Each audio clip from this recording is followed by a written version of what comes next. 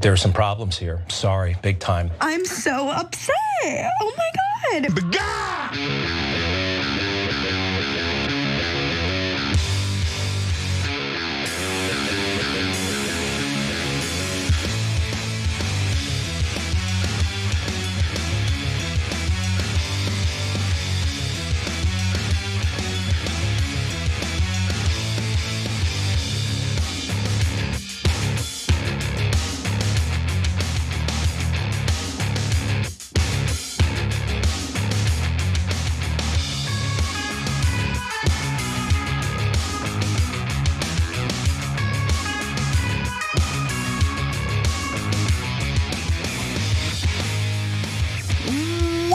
Turks, Cenk, Uygur, and with you guys. We're gonna have an amazing show tonight.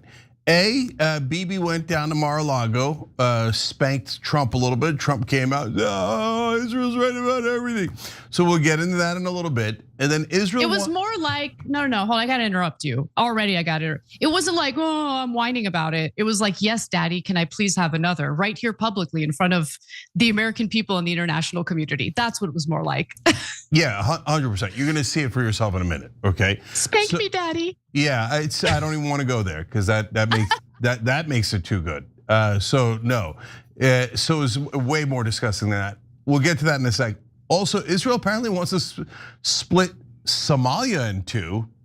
Why? We'll explain that. That's crazy. And then MAGA Civil War continues. We're going to tell you about how Scott Jennings is hitting Marjorie Taylor Greene and many other developments. But as we're about to tell you that, and we're going on air, Marjorie Taylor Greene hits him back. So that's coming up in a little bit. And of course, the Minnesota story. Fraud, how big is the fraud, who's at fault, and what should be done about it. All that on tonight's show. So Casper, take it away. Well, we begin with the meeting of Benjamin Netanyahu and President Donald Trump. I would say that it is anything but a rarity these days because Netanyahu happens to be the leader who's met with Trump the most. And I want to give you the details of what was discussed. Let's take a look. Will you support an attack, Israeli attack on Iran if Iran will not have a deal? If Iran will continue with their ballistic missiles and also nuclear weapons? If they will continue with the missiles, yes. The nuclear, fast. Okay, one will be yes, absolutely. The other was, we'll do it immediately. Israeli Prime Minister Benjamin Netanyahu is back in the United States for yet another meeting with President Donald Trump. And if you were under the impression that Israel trying to drag the United States into war with Iran was over, you'd sadly be mistaken. All you have to do is have two brain cells to rub together to know that Israel is persistent in demanding what it wants until it gets what it wants. And so here we have President Donald Trump moving the goalposts and including Iran's obtaining missiles as enough of a reason to strike their country. Now, before I give you more details about this meeting and what was said, Cenk, your 2 cents? Yeah, you couldn't see Netanyahu's left hand there because it was obviously up Trump's ass, and Trump was just saying whatever Netanyahu wanted.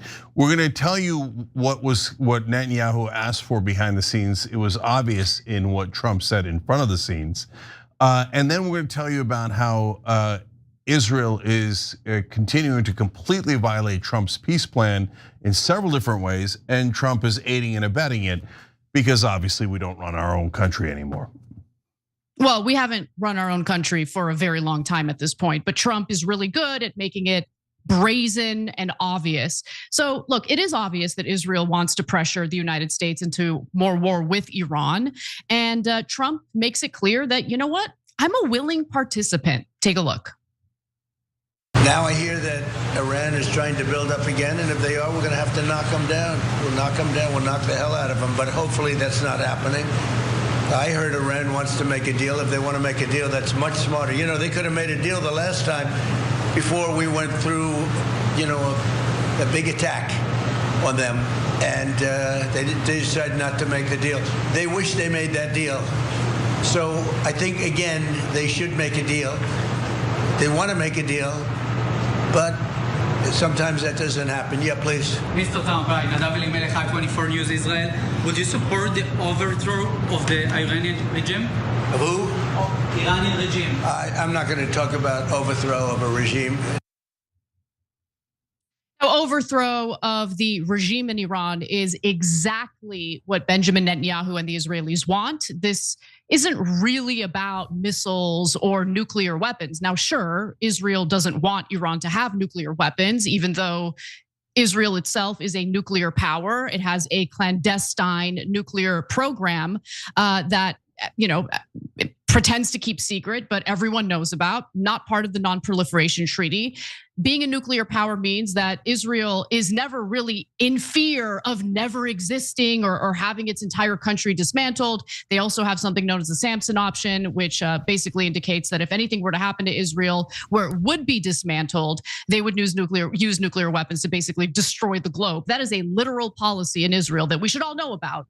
But our media, of course, doesn't like to report on it. No, this is about regime change in Iran. It's been about regime change in Iran for decades now. And Israel has been pretty clear about its plans to balkanize Iran, much like it has done with Syria. But Cenk, I'm curious about your thoughts on this. Yeah, so this is one of three main asks that Netanyahu has. The third one was not mentioned afterwards. I'll tell you that in a minute. The first one is perpetual war with Iran. And so before, the excuse was, oh my God, they're about to have nukes. Now you guys have seen on video Netanyahu saying that literally for the last 20 years, pretending it's around the corner.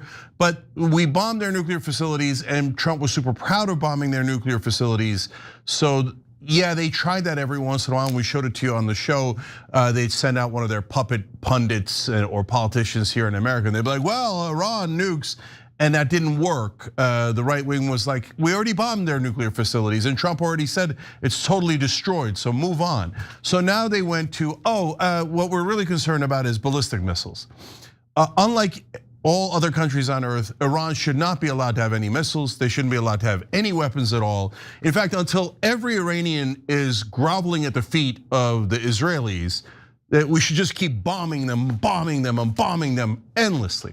So is that the real motivation? Well, sure, they want to neuter Iran and absolutely destroy all of their neighbors because they view everyone on planet Earth as a threat. Oh my God, they're all anti-Semites, they're all gonna kill us, we have to murder them first. So that is a huge part of it. But the bottom line, the most important thing is what Anna mentioned. We're gonna keep going, guys. America is going to be forced to do whatever Israel demands, and you've now seen it with your own eyes. You saw it in Iraq, you're seeing it in Iran unfold day by day. Why do they want regime change? Why is not bombing their nukes, their missiles, etc.? None of it is ever good enough for Israel. Because what they're doing is systematically toppling every regime that would help the Palestinians or any other Arab countries in the area. And now Iran is a Persian country, but they have helped the Palestinians resist. They've helped other Hamas, Hezbollah, etc. All these things that Israel considers unacceptable. You must all bow your heads to Israel. You must all do as you're told. And so they've replaced the leaders of so many of those Middle Eastern countries. So tons of them actually work for Israel. They don't work for their own citizens. And Iran is their top target now. Before, Iraq was their top target, so we were forced to do regime change against Saddam Hussein. Gaddafi was a target, so we were forced to do regime change. It has greatly destabilized both of those nations, cost us thousands of American citizens dead, trillions of dollars on the so-called global war on terror. It's actually a global war on Israel's enemies. And now they're saying, no, we have to have regime change. And we have to have a puppet installed as the leader of Iran who actually works for Israel. Otherwise, we're never satisfied. And we can't do that on our own because it requires ground troops, it requires a ton. Iran is 4 times the size of Iraq. It might require trillions of dollars. So Trump, come here, boy. Tell them you're gonna attack Iran the minute I tell you to. And you just saw it on tape. You saw Trump saying, well, if they have missiles, definitely we're gonna attack them. If they have nukes, we attack them immediately. But under all circumstances, we attack on behalf of Israel. So he's a dog for Israel, doesn't work for America. But to be fair, if Biden was in his place or Kamala Harris was in his place, they would do the same exact thing because almost all of our politicians are obviously empirically owned by Israel.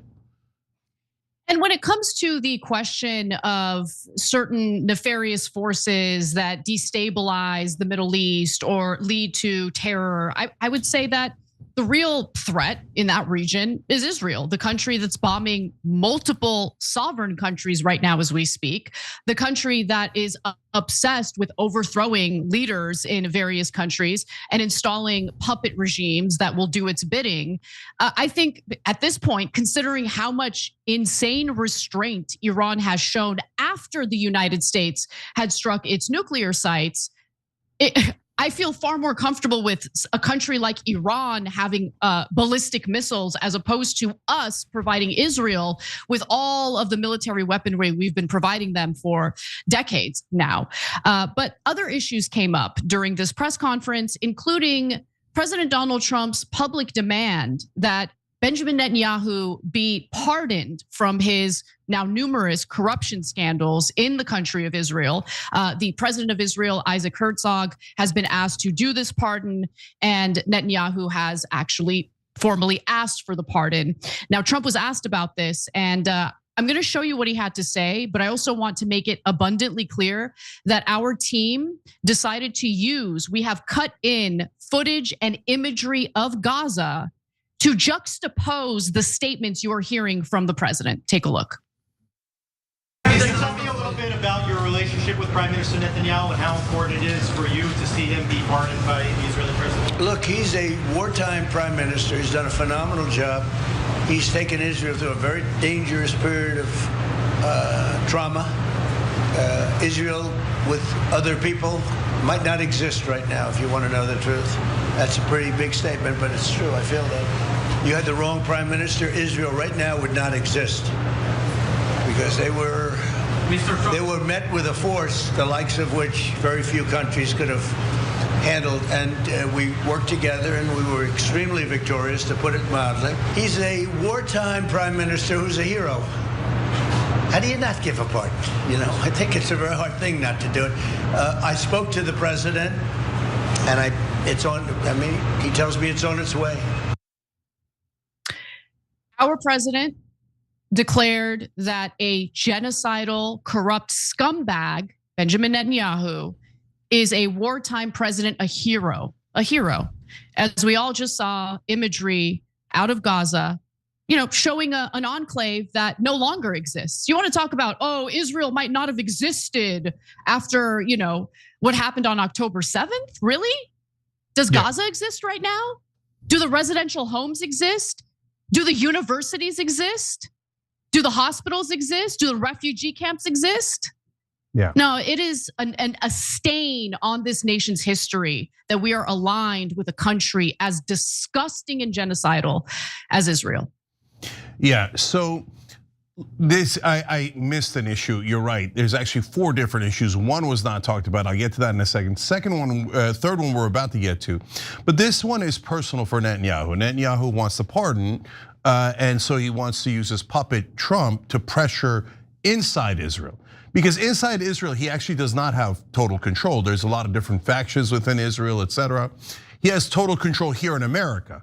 So he makes the American president say to his Israeli audience, now remember everybody, you should pardon Netanyahu, and Netanyahu is a wartime hero. Without him, Israel would not have existed after October 7th. Really? Without Netanyahu, the IDF would be so incompetent that they would let a handful of Hamas fighters just keep going and going and going and just take over all of Israel? That IDF is that weak? I mean, that's a preposterous statement. In fact, of course, Netanyahu in some ways funded Hamas.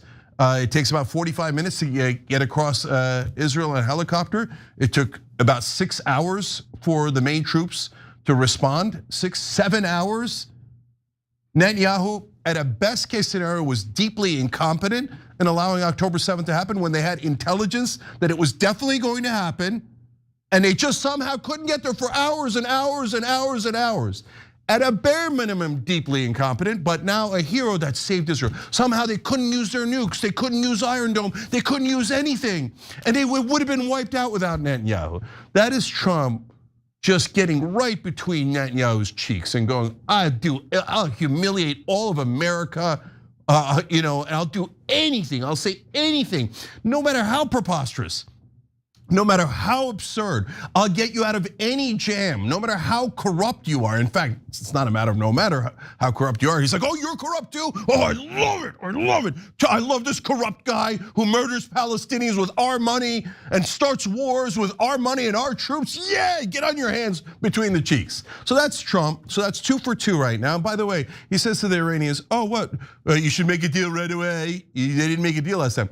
We told them to make a deal last time. When they showed up to the negotiations, we bombed their country. We were lying. We weren't trying to make a deal. That's been reported after the fact. We were lying to the Iranians on purpose to please the Israelis, and we surprise attacked them. And then the Israelis murdered their peace negotiators, because the Israelis almost always murder peace negotiators because they don't want peace. They want perpetual war financed and fought by America on their behalf. They're not an ally. They think we're a bunch of suckers, which leads us to issue number 3, where are they gonna keep Gaza? Of course they're gonna keep the 53% they're in now. In fact, they're expanding the percentage and they're continue to devastate Gaza, as Anna is about to tell you. So I want to talk a little bit about what has transpired in Gaza since the so-called ceasefire. And I say so-called ceasefire because while it is true that Hamas has decided to stick to the terms of the ceasefire, Israel clearly has not. In fact, since October 10th, when the ceasefire was put into place, 414 Palestinians at least have been killed by the IDF, which seems to indicate that, the slaughter continues.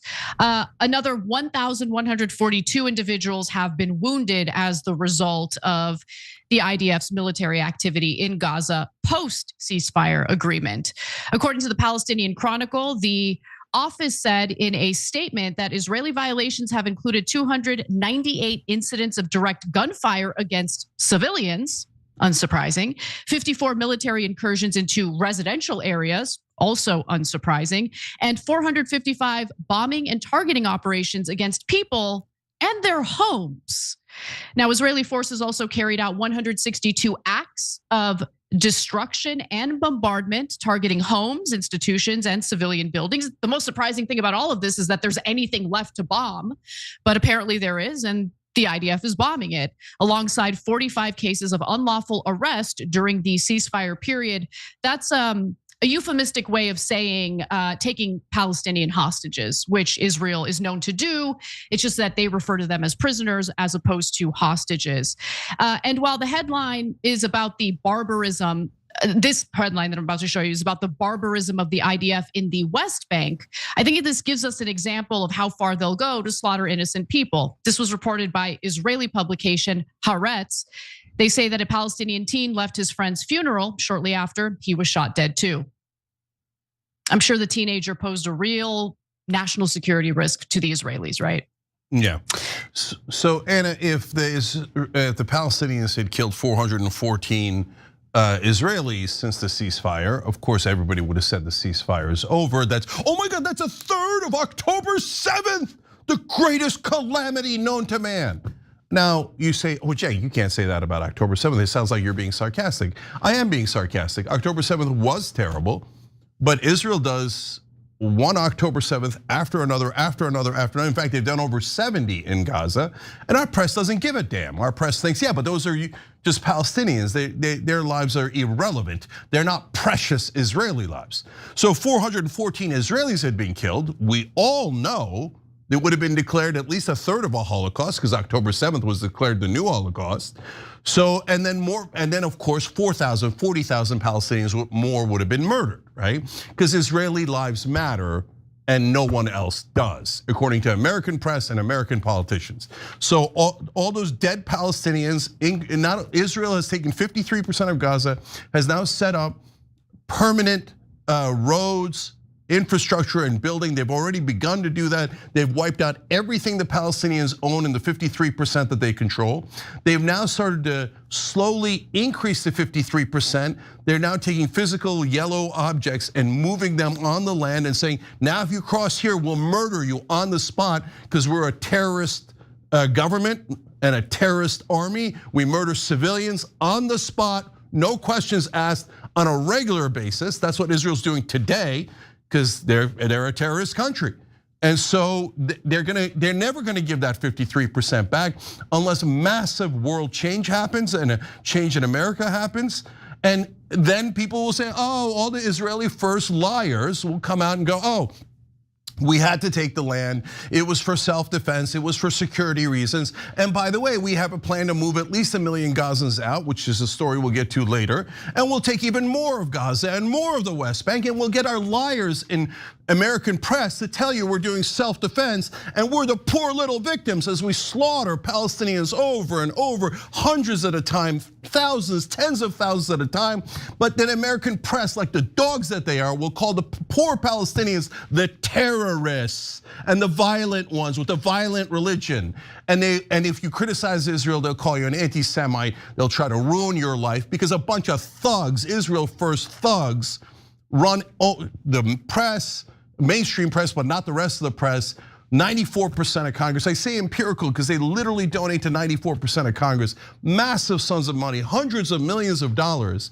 And our press says that is true, but if you report the truth, we'll try to get you fired from the news business by calling you names and trying to cancel you, because no one is allowed to dissent from beloved Israel. All bow your heads, murder away, okay? Here's more gobs of money to kill more Palestinians.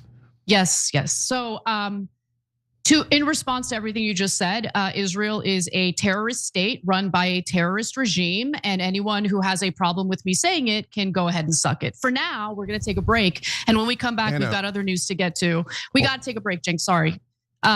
When we come back, we'll get into a giant fraud scandal that's been really brewing in regard to Minneapolis. We'll give you the details on it and more when we return. I want to try and get to heaven if possible. I'm hearing I'm not doing well. Hello.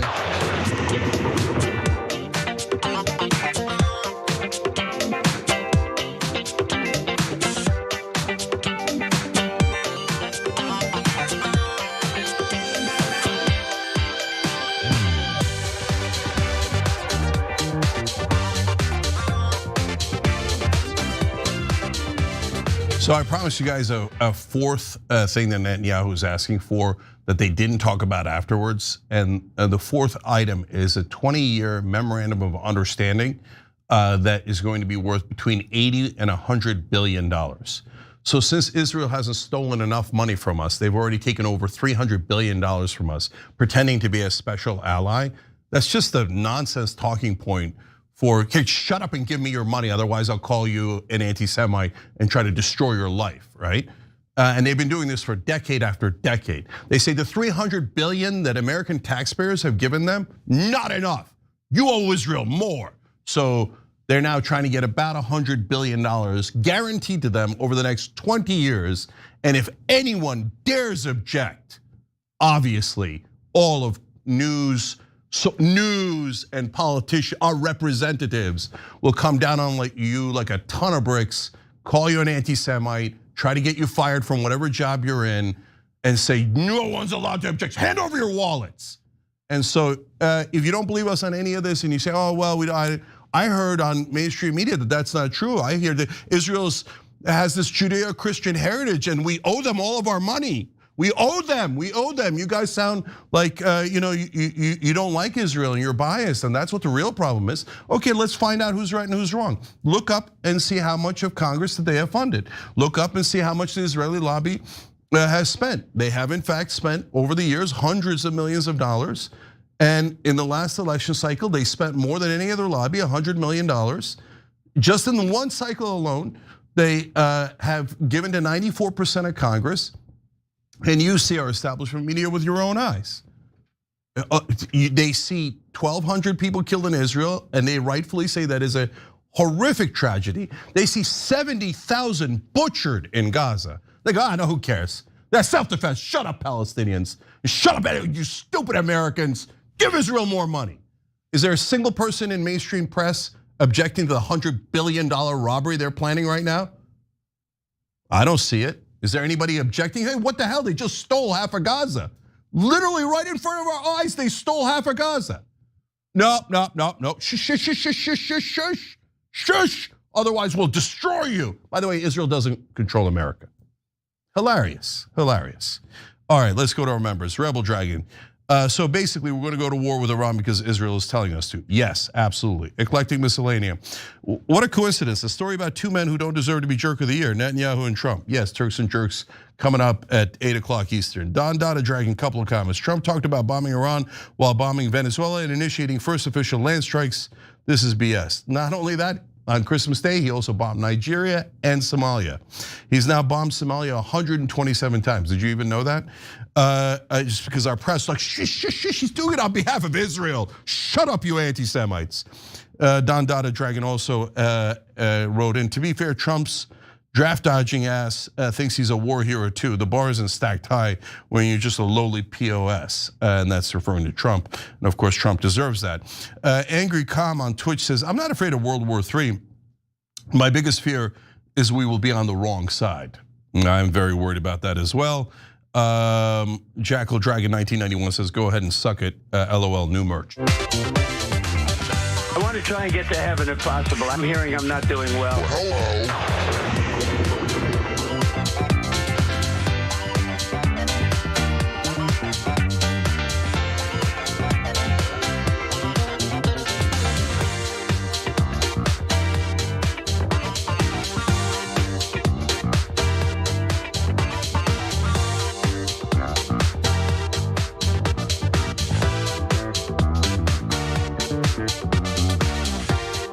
All right, back on TYT, Cenk and Anna with you. Anna's got more news. All right, well, we got to talk about a video that went viral just recently about fraud cases stemming from Minnesota. And this has been a huge controversial topic, although I don't think it needs to be. But nonetheless, let me give you the details and you can decide for yourselves. So this is Quality Learning Center. I meant to say Quality Learning Center. Don't open up! They said they spelled learning wrong. Don't open up! How do you have ice here, ma'am? I'm literally a YouTuber. Don't open up! Ma'am, what do you think about the fraud that's taking place here in Minnesota? Don't open up! We have ice! And what do you think about this place being licensed for 99 children? Don't open up! And getting $4 million over the open up! It's ice! $4 million in the last 2 years? Go away! What do you think about that? Are you in Go favor? Away. Are you in favor of that? You just watched a snippet of a report that went viral, carried out by a 23-year-old independent journalist and YouTuber by the name of Nick Shirley. Now, he describes himself as a YouTube journalist, and along with a gentleman by the name of David, the two of them visited various child daycare centers that had been receiving grants funded by state and federal taxes to show that these entities are not actually operating as child daycare centers. In fact, they believe that these centers are committing fraud off the taxpayers' dime. Now, this story kind of piggybacks off of something that broke earlier this year in November. There was a huge story that was published in the New York Times about fraud cases in the Minneapolis area. And most of these, nonprofits or these little businesses that were popping up and basically benefiting from COVID era public money were Somali owned. Now, two things are happening at the same time. On one hand, these fraud cases appear to be very serious and very real. On the other hand, the issue itself has become incredibly politicized, with the right kind of using it, the right and also, let's keep it real, Israel defenders kind of using it as a distraction to both demonize Muslims in the country, demonize immigrants in the country, while also taking some of the heat and pressure off of Israel's ongoing genocide and expansionist project in the Middle East. However, regardless of the bad faith actors who might be using this for terrible political purposes, the fact remains that it appears that close to $9 billion, according to prosecutors, have been stolen from taxpayers in the Minneapolis area as a result of these fraudulent businesses.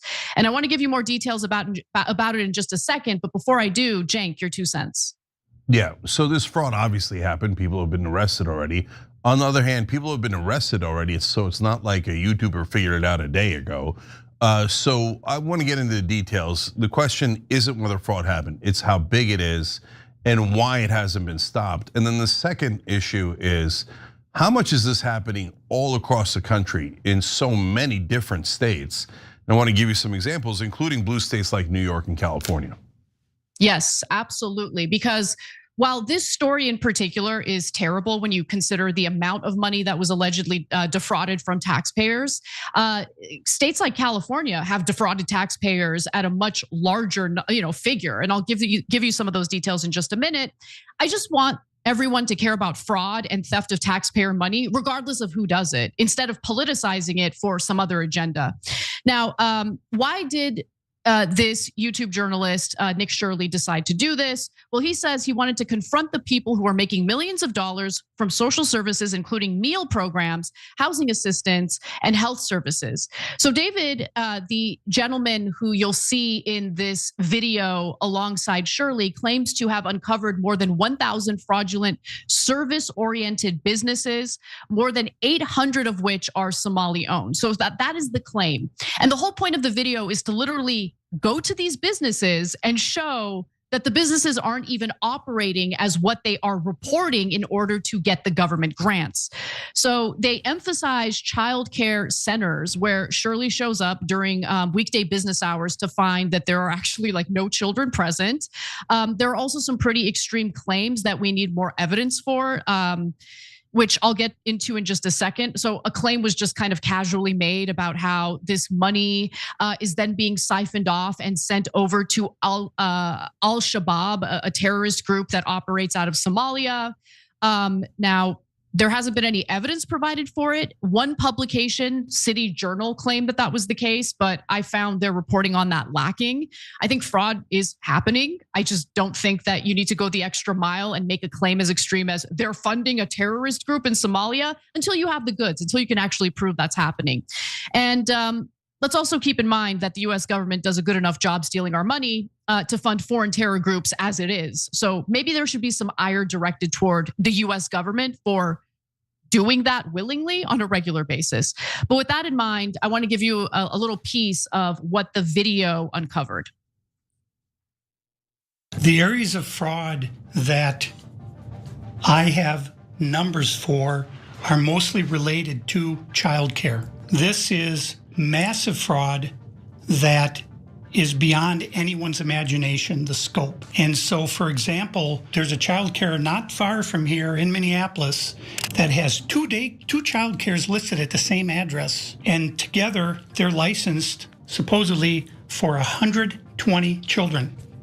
I have never seen a single child there ever, and I've been by that place at least 100 times. This place right here. Yes. We're outside of it. Well, this is actually 2 daycares are registered here. One of them is Mako, which you see on this sign. The other one is Mini Child Care Center. And between the two of these child care centers, they're pulling in about $3 million a year. And there are no children. Every facility as you go to, the windows will be blocked out so you can't see in. There's nobody here. You won't see a single child at any of these facilities. So over and over again, you'll see them go visit various childcare facilities and you'll see that there's no one there, there are no children. And sometimes they'll find workers there and they'll ask some questions. The workers are very evasive. And I should note that while, yes, it is true that prosecutors have already been investigating similar fraud cases in the area, and there have already been arrests. What's important to know about the businesses that were visited by Shirley and David here, we're still receiving government money. Okay, so this is from Dina Winter.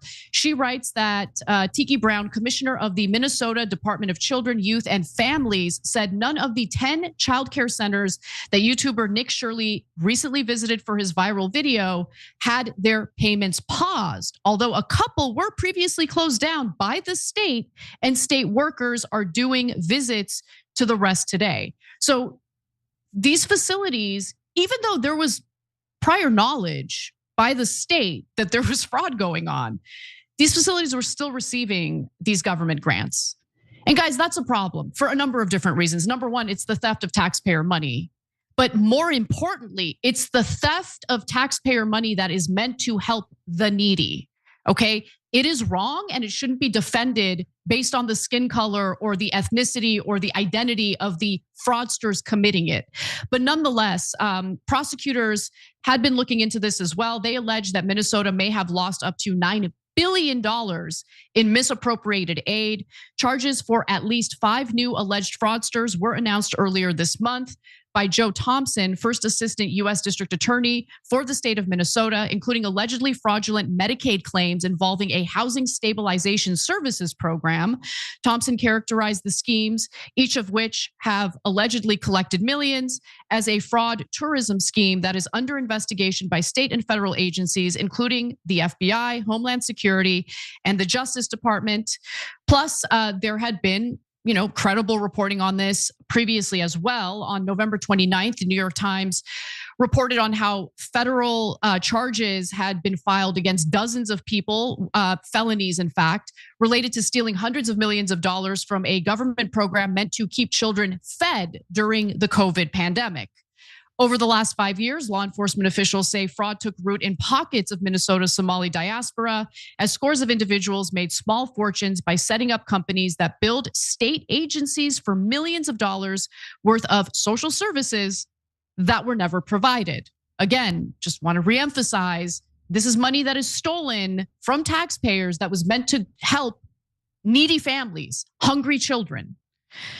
Federal prosecutors say that 59 people have been convicted in those schemes so far, and that more than $1 billion in taxpayer money has been stolen in 3 plots they are investigating.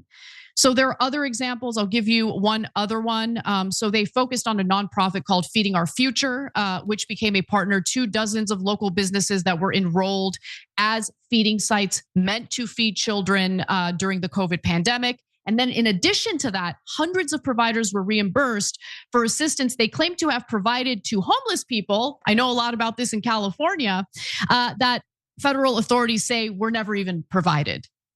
So if you care about the homeless, you should be furious about fraud cases like this.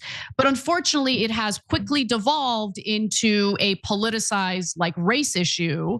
And I think the way that the right has talked about this story is to blame for that. Because if you immediately politicize it and make it about race, every action is going to have an equal reaction. And then the story devolves into race politics or culture war nonsense, when at the heart of this issue is that we have states that are running these programs so poorly with so little oversight that literally billions in taxpayer money that's meant to help the needy gets stolen. You should be upset about that. I mean, at least I feel upset about that. But I'll get to the rhetoric that I'm referring to and give you specific examples in just a minute. Cenk, I want you to jump in first. Yeah, so there are 3 potential issues here. I think 2 of them are nonsense. One of them is super important and totally ignored. One is immigration. Oh, the immigrants did it. The other is, oh, they're Somali/Muslims. Ooh, the Muslims did it. Okay, and then the third is fraud. So as I'm gonna show you here, is it just the Somalis or just immigrants? Absolutely not. So I don't think those are the 2 main issues at all, except for how they relate to political correctness, which I'll get to as a larger topic in a second. So the fraud is the real issue. Now, we know there's fraud here. There's already been arrests, convictions, etc. What I don't know is the depth of the fraud, because look, guys, the guy who did the YouTube videos, he actually started doing them months ago, to give him credit on that, right? So it's not like he's just jumped on it now.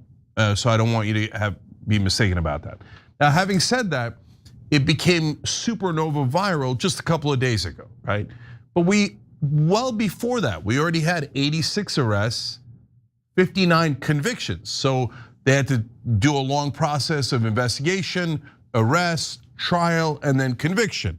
In fact, 5 new cases were launched, as Anna just told you, earlier this month, before any of this went viral. So then the question is this just hyped up stuff about things that already happened, but we get to go Somali, Muslim, immigrant, right? Or is there more to it? And it seems like there is more to it. That's my assessment based on what I've seen. And so as they point out the places that have not been shut down yet, that are pretending to take care of children and are not, they should look into more of those. Now I see the millions piling up in the video and in the reports, but 5 million, 10 million, 50 million is not 9 billion. So the prosecutor said 9 billion. I don't know, I assume has some extra information. 9 billion is a giant number. So if it really is that much, then they missed a lot of it, and people are right to be enraged about how much they missed. If it turns out, no, they had actually gotten a good deal of them, but there was still another half or another quarter or et cetera to go, great, let's go get those sons of bitches, right? But it's not like this collapse of no one doing anything, because obviously they were doing something. The question is, was it enough? Okay, now so that's the first part of the story. I got to jump in on that because there's a lot of nuance there, and people are going to get upset at me literally just telling the truth, because what's happening in Minnesota is very similar to what's been happening in California, right? So the argument you're making, Cenk, is what's the big deal? I mean, the federal prosecutors are looking into it. They've been investigating it. It's not like no one's looked into it, right? Is that what you're saying? Okay, what are you saying then? No, I'm not saying that at all. I'm saying let's make up numbers here. Let's say it's a $100 million scandal and they already prosecuted $50 million worth of fraud. I'm saying go get the other 50 million. But guys, don't panic. This is a normal fraud thing that happens in all the states, which is what I was about to get to, which you're about to get to, et cetera. But by the way, we should be super vigilant about all of that going forward. So I'm not saying it's not a big deal at all. But if it's a $100 million problem, that's a relatively normal, right? If it's a $9 billion problem, that's not normal. And that means they missed the great majority of the fraud. And then I'm more concerned, and I'm also concerned about that in every state. So let me give you some context so you can kind of understand how a number as massive as $9 billion could be credible. So if you look at the state of California, which I've done a lot of research and investigative reporting on, literal published investigative reporting that's gone through laborious editing processes and everything. Basically, during the COVID pandemic, if you guys can all remember, there was a massive influx of federal aid given to the states, and for good reason, right? People lost their jobs out of no fault of their own. Government shutdowns happened, and there was a lot of fear that people were basically going to find themselves in unbearable poverty, unable to feed their children as a result of not being able to work. Now, unfortunately, that money and the influx of money being sent to states also led to an influx of these fraudulent nonprofits and businesses popping up. And so in the state of California, Gavin Newsom saw COVID as an ideal opportunity to do something to provide permanent supportive housing for the homeless population. So suddenly you see all of these nonprofits and these homeless service providers pop up. And it turns out that in 5 years, 24, and this is according to a state audit. I'm not making this up. You guys can look into it yourselves if you don't believe me. A state audit indicated that $24 billion, billion with a B, in homeless aid in the state of California is unaccounted for. And so did our state prosecutors do something about it? Well, the state attorney general, Bonta, did do one civil lawsuit. Ooh, thanks for the civil lawsuit. But it had to be the Trump administration's federal prosecutors to actually do a criminal investigation. And through the criminal investigation, they've already found not one, but 2 developers who did wire fraud, all sorts of crazy fraudulent nonsense in order to siphon off hundreds of millions of dollars from Newsom's signature homeless housing program that was funded partially through the COVID money that was given to the state of California. So the point that I'm trying to make is, yeah, the federal prosecutors are looking into it now, but the states where the fraud took place really just wanted to either ignore it, or they were super soft on the alleged fraudsters. And that's why people are frustrated and angry. And yes, I get that in the case of Minnesota, they're trying to make this about race, which is disgusting, when in reality, there is a very real problem in this country with poorly run state programs that are supposed to help the needy, but oftentimes are riddled with fraud. Yeah. So let me give voice to some of our members here, and then I want to back up what Anna's saying, because that's the direction I was going to go. Creative Pixie writes in on Twitch, you may want to do some looking into actual videos in which they actually went to the daycare before it was actually open. The hours on the door listed are 2 p.m. to 10 p.m. This is all in an effort to discredit Tim Walz's Mike Pillow's running against him and being bankrolled by Trump. Guys, okay. So hold on. So first of all, you might have seen one or two things as separate videos, but be careful about all the videos. Is there really a child care program being run from 2 p.m. to 10 p.m.? Less likely, okay? So the sign on one of the videos, one of the centers there, and you saw it in the first video, is a learning center, but learning is misspelled.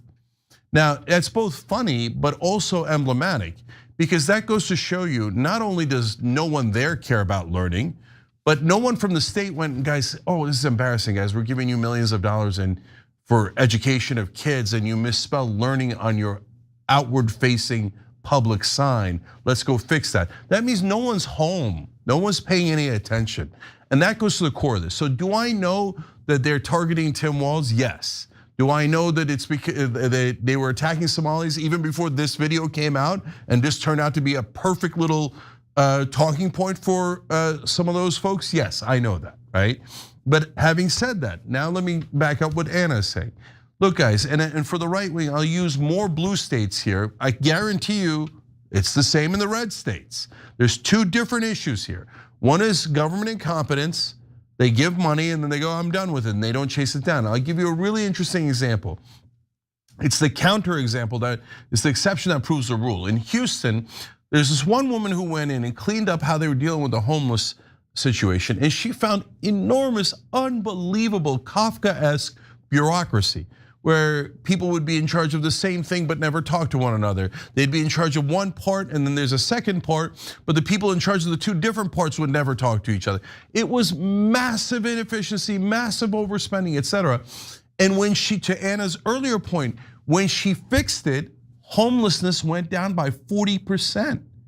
So you're not helping the homeless when you run an inefficient bureaucratic government. You're not helping any of your citizens, right? So she helped the homeless more than anyone else, but that was one city that they did it in. I guarantee you that if you did it in almost all the major cities, I don't care, blue, red, whatever it might be, and the states, that you would find similar problems. Okay, now the second problem is not just government inefficiency and incompetence. You have a lot of groups, and when I say groups, I don't just mean racial religious groups like Somalis or other ethnic groups like I'm going to talk about, but I mean, here, let me give you an ethnic group example and a non-ethnic group. So in New York, Hasidic Jews have committed one fraud case after another, after another, after another, and in fact, we've reported on it in the past. It's very similar to this story in Minnesota, but it gets less coverage, and in fact, when you cover it, they go, no, that's it, you're an anti-Semite, and you should just let them, you should shut up about the fraud that they're doing, because by talking about it, you're making it seem like all Jews do it. But nobody said all Jews do it. It was just that particular Hasidic community that was doing it in New York, right? Not all Somalis are doing it, not all Jews are doing it, not all Hasidic Jews are doing it.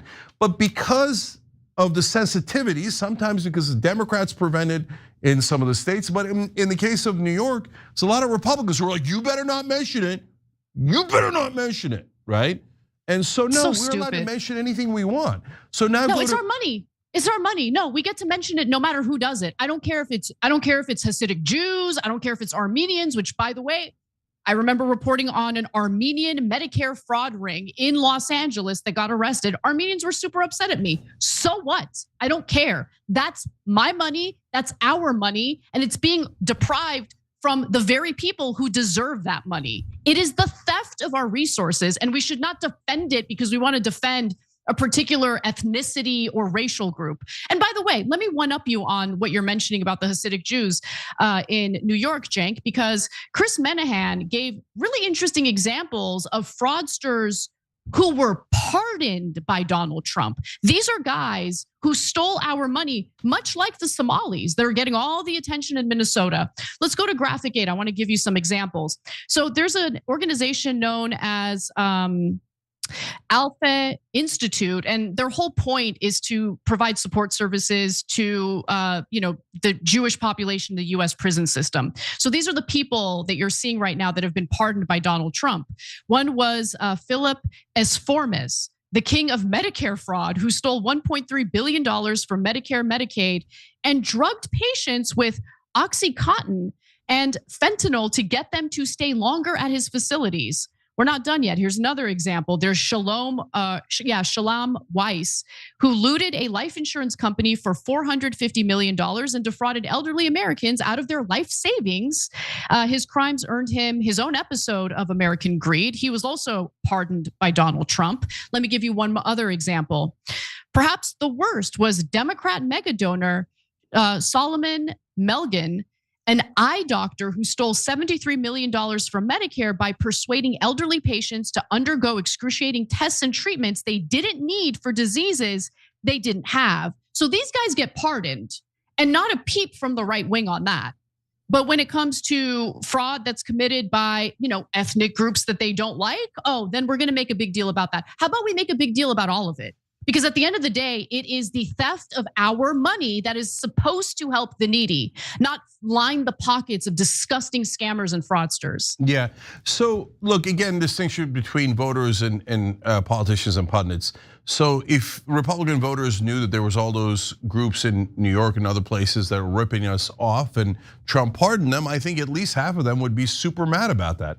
If they knew that Senator Rick Scott from Florida committed the largest Medicare fraud in American history, they might be super mad about that. But how does our national media treat the two different stories? One is the Somalis in Minnesota. Well, you just saw it. It's like the biggest news story in the country. And every mainstream media outlet's talking about it, and they're going 200% on it. Even though it's a right-wing issue, and there's a lot of people think they're the liberal media, but in this case, they're like, remember, dirty Muslims doing fraud, everyone in the world should collapse in on them. This is the biggest problem in America. Now you have, one of the stories Anna just read you is $450 million. And that's not speculative, that already happened. The other one was 73 million. Not only is it gigantic, but Donald Trump pardons them for no reason. Should be a larger story. I haven't seen it in national media almost at all, Do you see it going viral? No, because look, these are both real transgressions. And neither side or no sides should cover them up. And that doesn't help your side anyway. When you lie to cover up fraud, I can't think of anything more politically damaging. And if you think you're gonna get away with it, you're nuts, okay? Especially in this new atmosphere. So it's just the emphasis. And where does the national media choose to put their emphasis? So then last thing, back to California and the example that Anna gave. So Anna's written brilliantly about this, and we'll put the links in the description box below if you're watching this later on YouTube or other platforms. And so first of all, we've given $24 billion to the homelessness crisis in California, and homelessness has gone up, not down. Half the money can't be accounted for, and our politicians go, so what? We can't find it. So why is there not a much larger outrage in California and across the country? Because the press, out of political correctness, the homelessness, no, don't say anything, don't say anything, right? But brother, stealing the money doesn't help the homeless. It hurts the homeless. There's homelessness, no, it's nonprofits. No, nonprofits, all our friends are in nonprofits. And that doesn't mean all nonprofits are bad. There's tons of wonderful nonprofits. But there's also nonprofits that are in the robbery business. And it's the job of the press. Look, we're having to rely on rando YouTubers to go around knocking on doors and stuff. Shouldn't the LA Times, New York Times, Washington Post, and all the local papers be going absolutely ballistic over all of these stories? In California, where's the money? Where did the money go?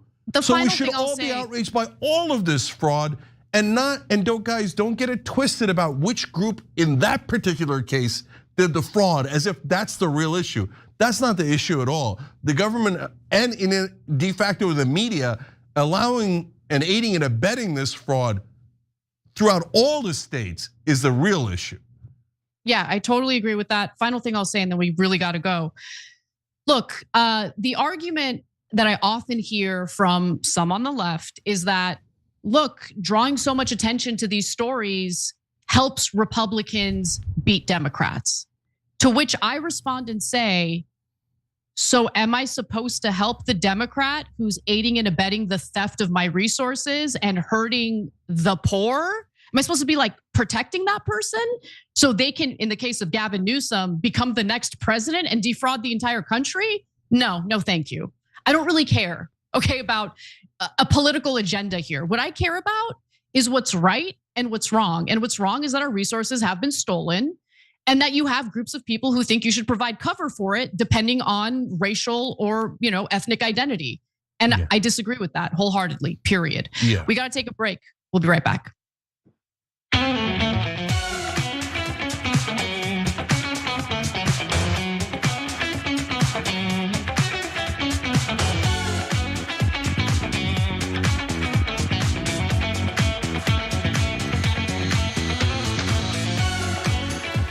All right, back on TYT. Sad and angry patriot writes in, childcare from 2 to 10 p.m. could cater to shift workers. Yeah, I hear you, brother.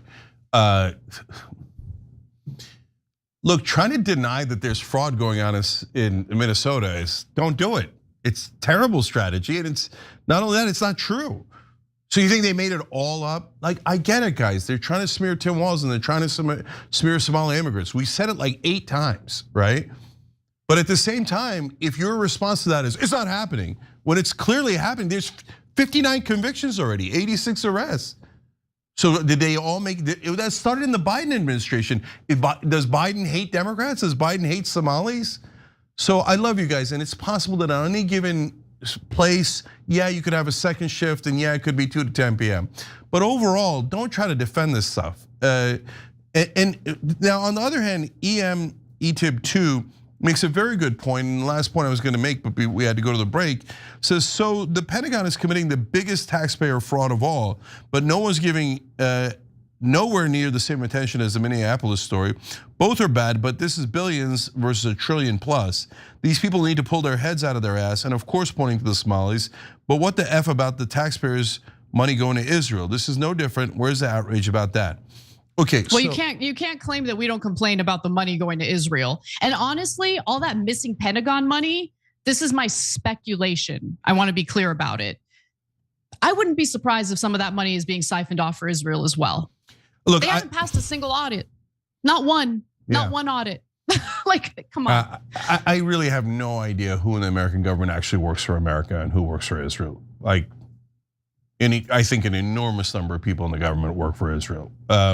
So yeah, I don't know where the money went, but we don't have information on that. Okay, so but overall, your point on the Pentagon, of course, 100% right, brother. And so yeah, there's way more fraud there, and they can't account for half their budget. That's $400 billion a year. But no one's allowed to ask questions about that either. And why does mainstream media never care about that? Because they're in the tank for all the donors. They're in the tank for the rich, the powerful, etc. So you just missed the Pentagon not passing an audit. You missed that they can't find $400 billion. You missed that Donald Rumsfeld on 9/10/2001 said the Pentagon was missing $2 trillion and they couldn't find it. Yeah, I get it. 9/11 happened the day afterwards. Nice break for them, I guess. But that $2 trillion is apparently gone, and we don't care. No one cares at all, unless they could use it for a political purpose to smear people. But if you think that a lot of the people that are independents and voted for Trump or some on the right don't care about us giving money to Israel, you're wrong. They're now sick of it, and they don't want to give another dime. And a lot of them are super pissed about what happened at the Pentagon, but they can't get anybody to represent them, just like us. We can't get anybody to represent us. So have the Democrats done anything to rein in the Pentagon? No. They piled on more pork and more pork. Those Democrats that have piled on all that pork into the Pentagon, they are just as bad as the Republicans. On that issue, they're not any better. My entire life, the Democrats have loved the corruption and the fraud at the Pentagon. And so have the Republicans. Why? Because they're the same people Corporate Democrats equals corporate Republican. They don't disagree on a goddamn thing. We'll be back.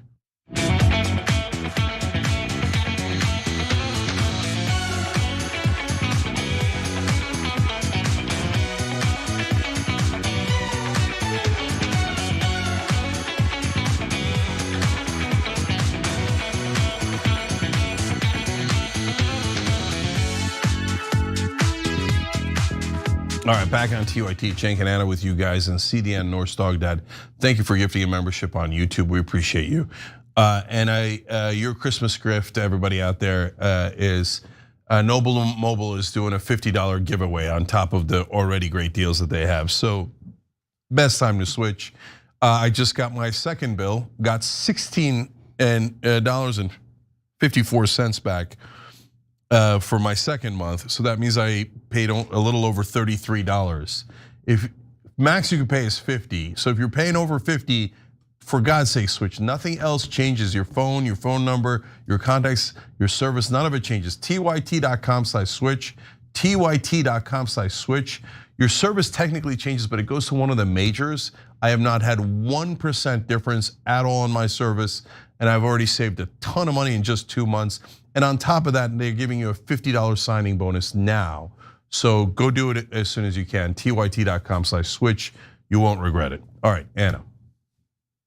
Well, it appears that in some cases, Israel does like to recognize statehood. It's only when it's self-serving, though. So let's talk about what I'm referring to. Something big just happened when it comes to Somalia. Israel has now become the first sovereign country to recognize the state of Somaliland. Now, what is Somaliland?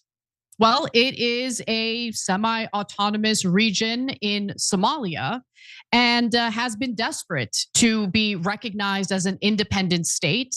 And if Israel is willing to recognize it as an independent state, obviously Israel's going to get something in return. The big question is, what are they hoping to get in return?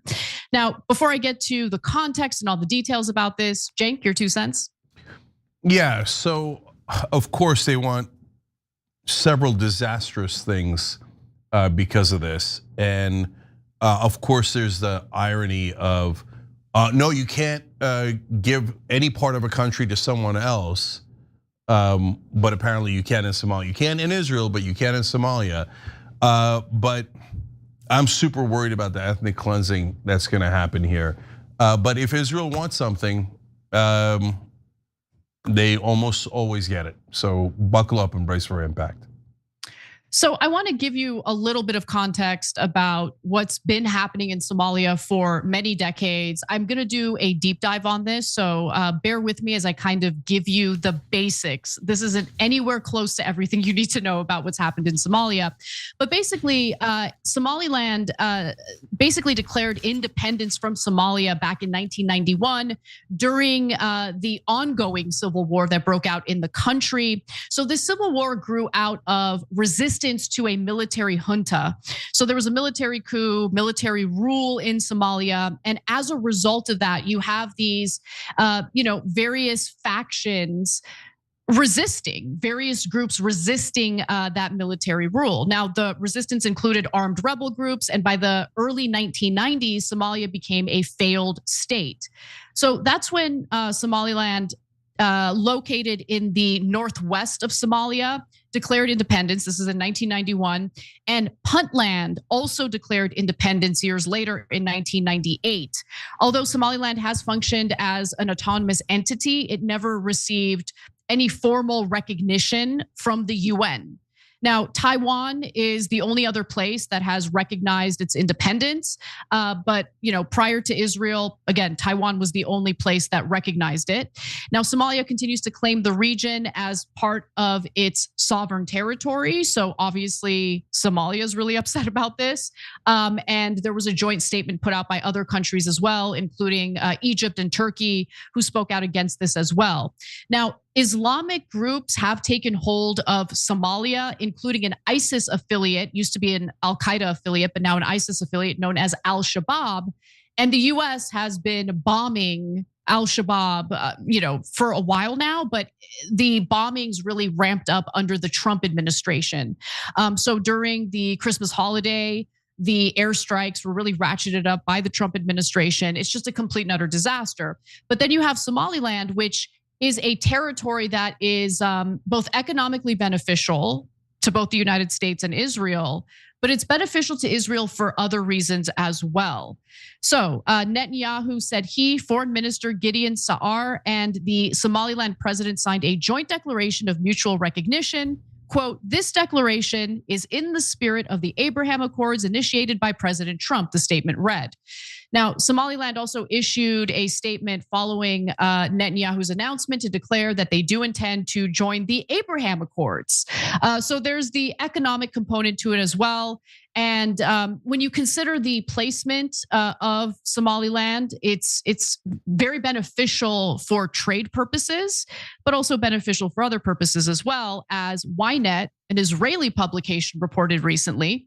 Behind Israel's recognition of Somaliland, years of quiet Mossad involvement.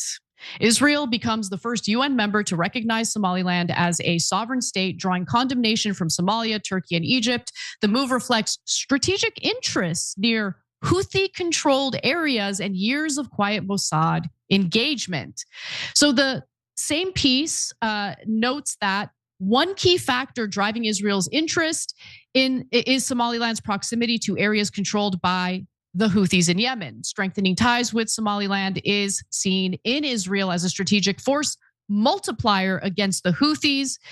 And you should also know the main reason why Israel is doing this is because this is all part of Israel's ethnic cleansing and land theft campaign. The territory, as Ynet further reports, has recently been mentioned as a possible designation for Gazans, with officials there saying they would be willing to absorb 1 million Gazans, though no formal agreement has been announced. And by the way, this aligns with reporting that was done by Dropsite News, indicating that Israel is preparing for a permanent presence in Gaza, something that we already knew, something that we already suspected. And they used satellite images to find that Israel has been building at least 13 new IDF outposts in Gaza. They've killed at least 414 Palestinians since the alleged ceasefire was signed on October 10th. And they've continued the controlled demolition of Palestinian property as well in Gaza. Now, Israel's sinister plot was also something that the Financial Times had reported on back in March of this year. They reported that US officials had met with leaders of Somaliland to raise the possibility of displacing Palestinians to the area.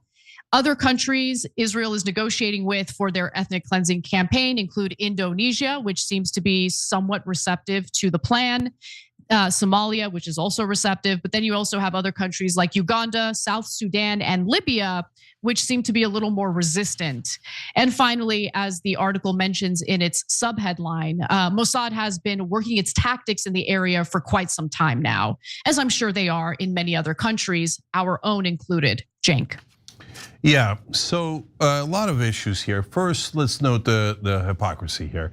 Many countries like France and Australia recognize Palestine. Israel lost it. They're like, unacceptable. You can't just go and declare a country legitimate without first dealing with the country that's occupying it and telling the occupiers, please, pretty please, what else do we need to do for you to let go of your captives? You guys are the most amazing people on earth, blah, blah, blah, blah, right? So totally unacceptable. Then Israel goes and recognizes Somaliland to break off from the rest of Somalia. So what happened? I thought it was unacceptable. But as the Israelis always have two different rules, a rule for themselves and a rule for the rest of the planet, for the rest of you schmucks who would ever listen to them as if they're not lying 24/7. Every time they go to speak about diplomacy or any of these issues, they're always lying. So are they actually outraged by recognizing a state like Palestine? No, because they just did it in Somaliland. And it's actually, of course, much worse because it's not equivalent at all. They're all Somalis there, as opposed to the Palestinians and the Israelis that are obviously view themselves very differently. Now, to the core of the issue. So they want to move 1 million Gazans. Wait, what happened? I thought you said you were going to get out of Gaza. Point 16 in Trump's 20-point plan, peace plan for Gaza was Israel leaves Gaza. So not only have they not left Gaza, as Anna just explained to you, they've started building permanent outposts in the 53% that they control. Not only that, they've begun to expand past the 53% through a campaign of course, as usual, slaughter of the innocents. 414 Palestinians killed since the so-called ceasefire. They continue to bomb and kill. But if you touch the Israelis, they'll cry and cry and cry about, oh my God, the ceasefire, the ceasefire.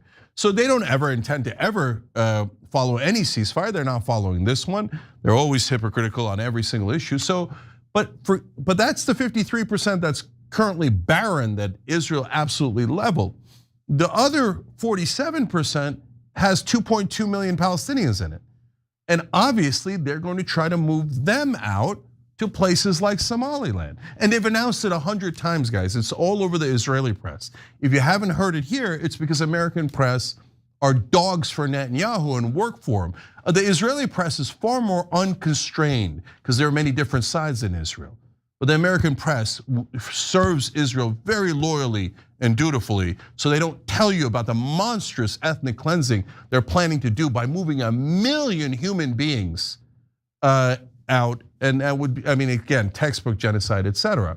And so they're willing to destabilize Somalia, massively destabilize it, cause it a lot more violence in order to get what they want. But and as Anna pointed out, of course, the second thing is they also care about the geography of the area. So that is right in the area where they can strike at the Houthis in Yemen easier. They could protect that shipping lane easier, at least for their own ships. Of course, they would never want to protect anyone else's stuff ever. The whole world owes them. They owe nothing to the rest of the planet or to the Somalis or anyone else. Take. That's Israeli 101. And now we've bombed Somalia 127 times since Trump re-entered office. Did you know we're at war with some factions in Somalia? Nobody talks about it because what's the big deal? They're just Somalis. Let's just kill them, right? Now that is in coordination with the Somali government, to be fair, but the Somali government hates the idea of Somaliland, and that they do not want that.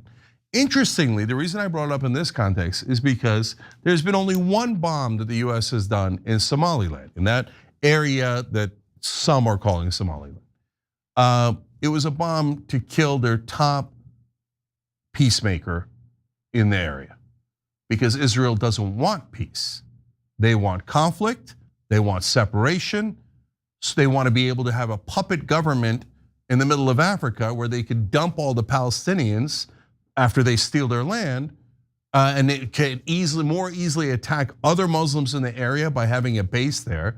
So they're like, yeah, kill the peacemaker. And of course, America doesn't work for our CIA, our military, etc. It doesn't work for us at all. It totally works for Israel. So they're like, yes, sir, right away, sir. Let's kill anyone trying to make peace, sir. And of course, the Israelis also tried to kill the peace negotiators in Qatar. They killed Iran's peace negotiators. Anytime anybody's trying to make peace, don't worry, Israel will murder them so they can create more violence, conflict to take advantage of for their own benefit. Absolutely.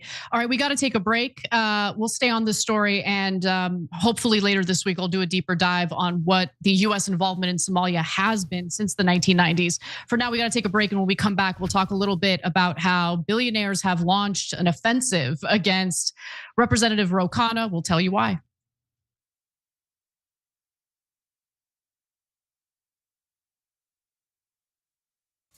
They failed us. And if you're not angry about that, Michael, and any of you out there, then you're damn wrong, because you should be angry.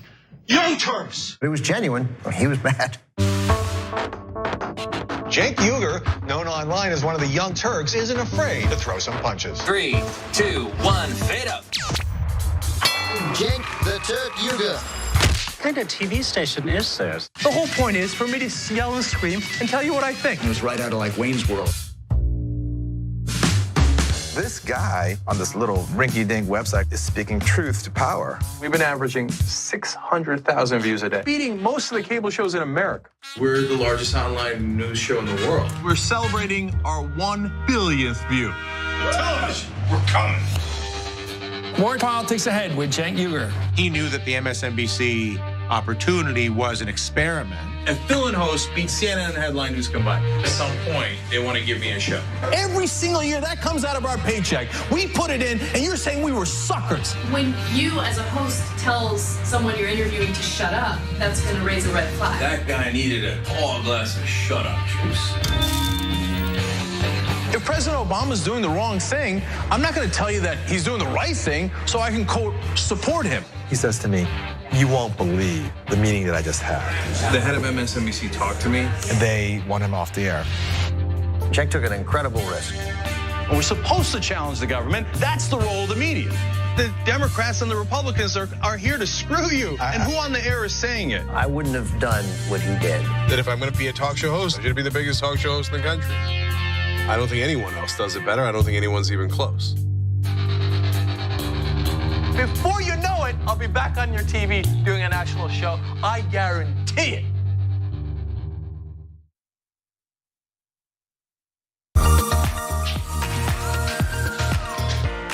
Magic. It's showtime. And say 45 minutes. I'm hosting today. Now, I know what you're thinking, Jayar, your face is already perfect, but you know what? I still need to apply some makeup. I went through this process, right, a few years ago, when I realized that I was gonna have to wear makeup on the show. I had to go through, like, finding out what my undertones were. You guys know what those are? I got my MAC Cosmetics. It says SPF 15 foundation, broad spectrum. But apparently, what I have is red undertones, and I think pores are not supposed to be seen. I need all these things to be confirmed for me. These sponge things don't work for me. You gotta use your hands. This I did. That's how the magic really happens. So we're gonna go through a tutorial how to make the magic happen from beautiful to beautifuler. Let's go. I've already been moisturized. That's the first thing. But moisturization already happened. We go raw. All hands. Pick up a couple streaks. This is the guy way of putting on makeup. We got dots.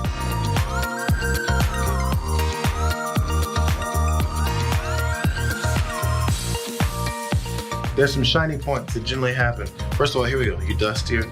I'm putting way too much, but you dust. Oh, get the excess off. You don't want chunky powder. There's like a T-zone, I think, right? Mine is a double T-zone. Because I went middle and another cross. Make sure your nose isn't all shiny. People get on you for it. They'll say, that's not a good point you made on there, Jayar. Your nose is shiny. You guys are picky like that sometimes. I think that's about it, fellas and ladies. See you guys next time. Bitsies.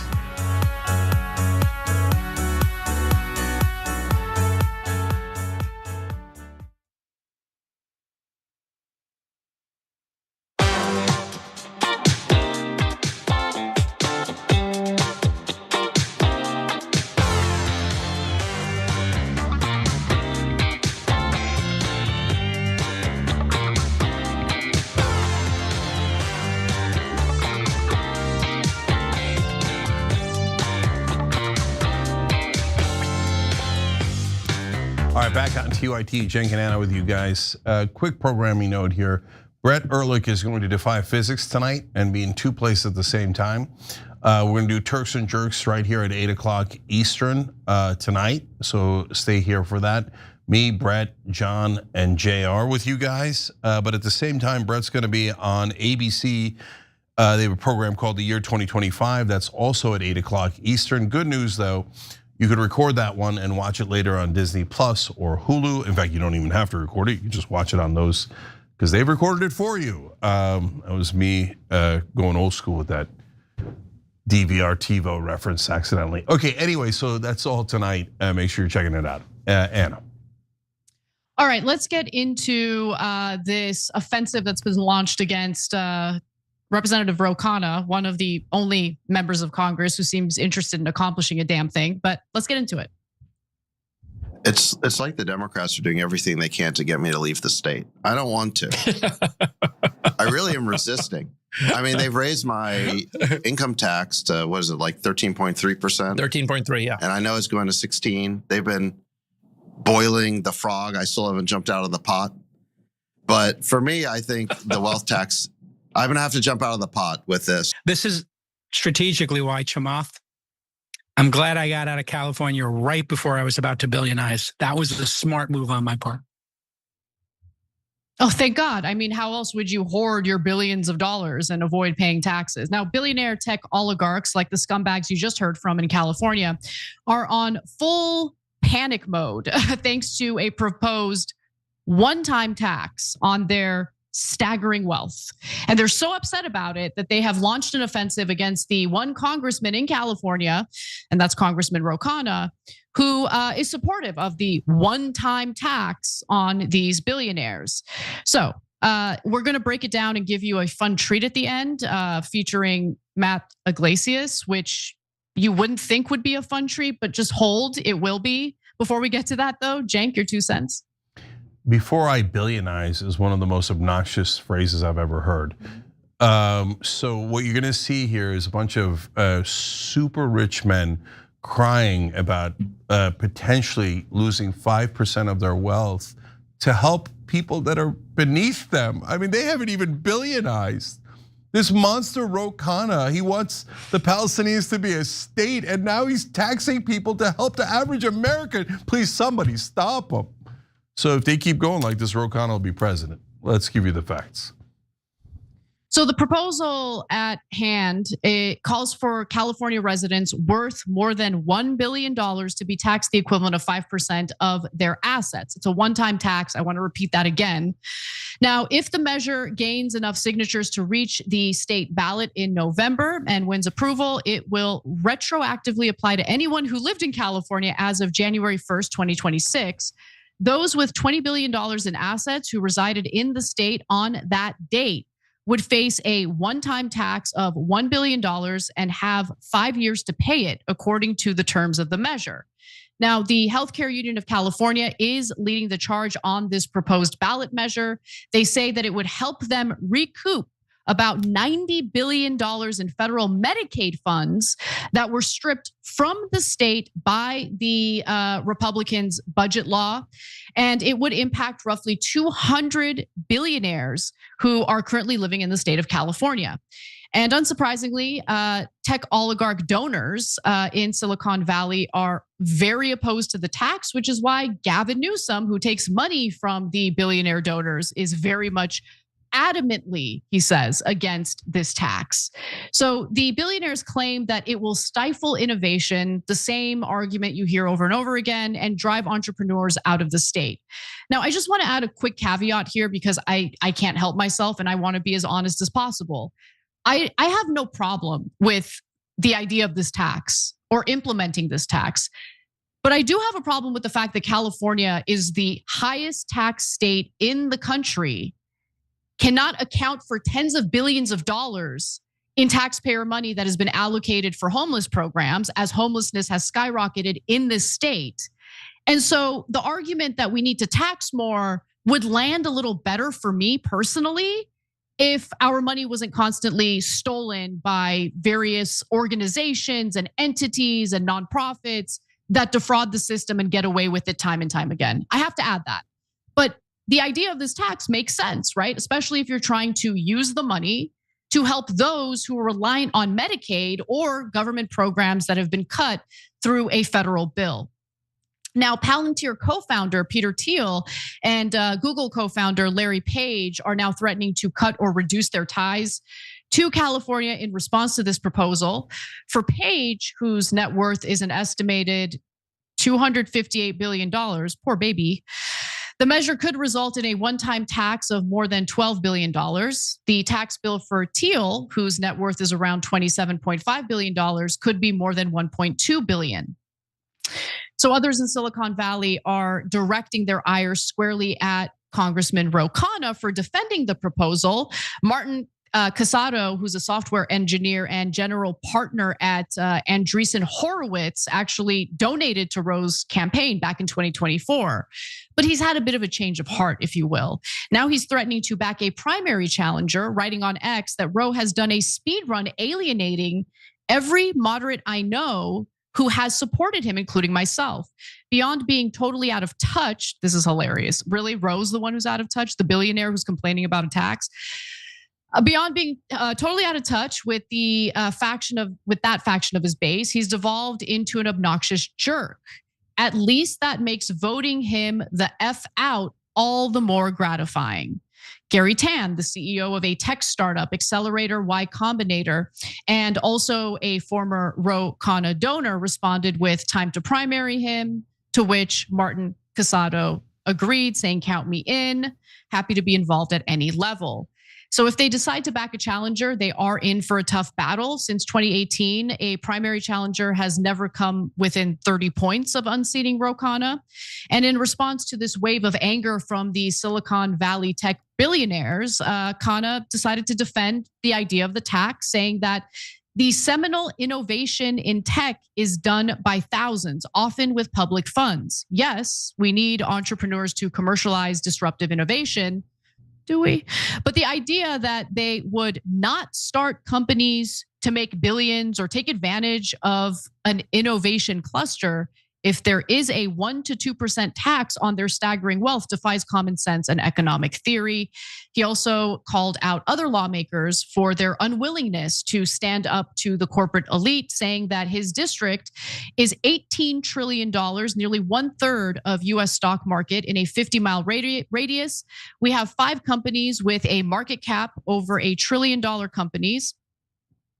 If I can stand up for a billionaire tax, this is not a hard position for 434 other members or 100 senators. Cenk, take it away. Yeah, so this is basically the tech bros going, didn't we bribe all of you guys? Oh no, we left Roe out. Oh, he doesn't take corporate PAC money and he doesn't take the corrupt money. Damn it, we missed someone. Okay, I'm glad you did. So let's look, there's an irony here that I'm not completely sold on the wealth tax. And so because it's a little bit hard to execute. That doesn't mean that I don't think that these guys should be taxed more, I do. And so let me make that point. So there might be a different way to do it, or this might be a perfectly fine way to do it. That's a debate I'd love to have. But either way, let's talk about the sum of money we're talking about here. Now, to be fair to Peter Thiel, this tax would cost him $1.2 billion. And that's a lot of money, right? So I did the math on it because I'm really good at math. And so if he's had 27.5 and you take away 1.2 billion, oh wow, you'd still have 26.3 billion. What are you gonna do with all that, Peter? What are you gonna do with it? Are you gonna run out of it? You're not gonna run out of it. You're not gonna start another company. You've already started like 1 million companies. You're gonna start 2 million more. Everybody knows it. You're not gonna miss that money at all. Now let's go to Larry Page. So 258, 12 billion is a lot of money. That would leave him with only 246 billion. Larry, where are you gonna spend all of that? What are you gonna do? Your children, grandchildren, great-grandchildren, if they spent like the dumbest billionaires in the world, couldn't go through all that money in their lifetime. What are you hoarding it for? No, don't help the poor, don't help the middle class, don't help any average Americans. And if they find one congressman representing you guys, crush them, right? Well, you think that's good for you because you got to keep another billion out of your freaking ridiculous amount of billions you already have. But it isn't good for you. You're being schmucks. You're being super stupid. Because at some point, the population is going to get super angry and we're a couple of inches away from it. So the 12 billion that you take out of a $258 billion fortune doesn't dent you 1% of 1% of 1% because you're never gonna spend the other 246.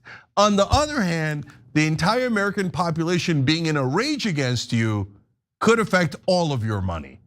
But no, greed is endless. So the dwarves keep digging and digging and digging. We're gonna find the Balrog soon. Yeah, you are, brothers and sisters. You are gonna find the Balrog and you're not gonna like it.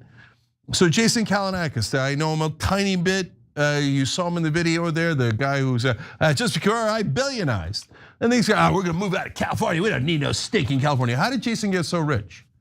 Well, he happened to be in Northern California and he rented his office space to a couple of companies that wound up going supernova, in terms of how much money they made. And he had exchanged the rent for equity. So he got, let's be honest, super lucky. Maybe you make a little bit of money from that if you're in a different state, maybe. But if you're in California, you could billionize over that. So Jason, where were you gonna make that money if you weren't in California? If you were in San Antonio or Tuscaloosa, here's how much you were gonna make. Nothing, nothing. You literally made that money because you were in California. But now they all wanna run away and keep their money. Go ahead, keep it. Precious, I'm gonna get 260 billion. Okay, all right, do it, man. And then when they come with the pitchforks, don't come crying to me. Oh no, we need protection. Okay, I hate violence. I hate any of that. I don't want any of it. I don't want any. Nobody's from nonviolence as much as we are. But they're getting the pitchforks ready as we speak, you idiots. But go ahead, attack Ro Khanna. Now, the final irony. Ro Khanna's for getting money out of politics, and they hate that too. So they had a bunch of positions that Ro has. This one, money out of politics, and of course he passed around a letter saying that we should recognize Palestine as a state. And of course, now not all the same donors, different donors, some same, some not. They were enraged over that, and they're like, "What a terrible jerk! He thinks the Palestinians are humans." We thought we had all of them under control. This guy's out of control. He seems to be representing real voters. So they're attacking him in every way imaginable. But the idea where Rose says, hey, let's get money out of politics, and a couple of billionaires come out and go, oh yeah, let's all spend our money. Our money's so freaking precious when it comes to taxes. But when it comes to spending on politics, yeah, let's buy the guy who's gonna replace him. Yeah, let's put more money into politics. Yeah, that's what you guys look like. You look like dirtbags. You look like the worst people in the world. And you're openly bragging about how you want to purchase that seat for your corrupt billionaire ass. Well, that's why we loathe you, and you should be loathed. And these guys think that they're in touch with the real world and Ro Khanna isn't. They're like, well, the real world, everyone knows you have to protect the billionaires. The billionaires are the real victims. I do declare. Yeah, you guys all sound like the biggest a-holes that anybody has ever heard from. I was mixed on a wealth tax. Now I'm thinking, yeah, why don't we do it a wealth tax and see if you want to run away from the California is the goose that laid the golden eggs. You want to run away from the golden eggs? Let me see you redo it in Alabama. My guess is you won't, and you'll stay right here and you'll pay up. But that's if we ever have a decent and honest government, which is very, very unlikely. And of course, what do we tell you all the time? Corporate Democrats, corporate Republicans. And here comes Gavin Newsom. No, not my beloved billionaire donors. Yeah, all right. What happened to being a Democrat? What happened to all those great policies about looking for the average guy, looking out for the average guy? Guys, have only one litmus test. Do they take corporate PAC money and foreign government money, or don't they? If they do, they're totally corrupt, 100% corrupt, and everything else is total BS. Nothing but propaganda. If they don't, they're at least being honest. And how can you tell? Last thing, the only other guy that is being targeted as much as Ro Khanna is Tom Massey. So Massey is a Republican in Kentucky, but he also doesn't take foreign government money or corporate PAC money. So they're enraged. They have to take out the two honest people left in Congress. So that's the sick state of affairs in America. All right, we got to take a break. We will be right back. This is a robbery!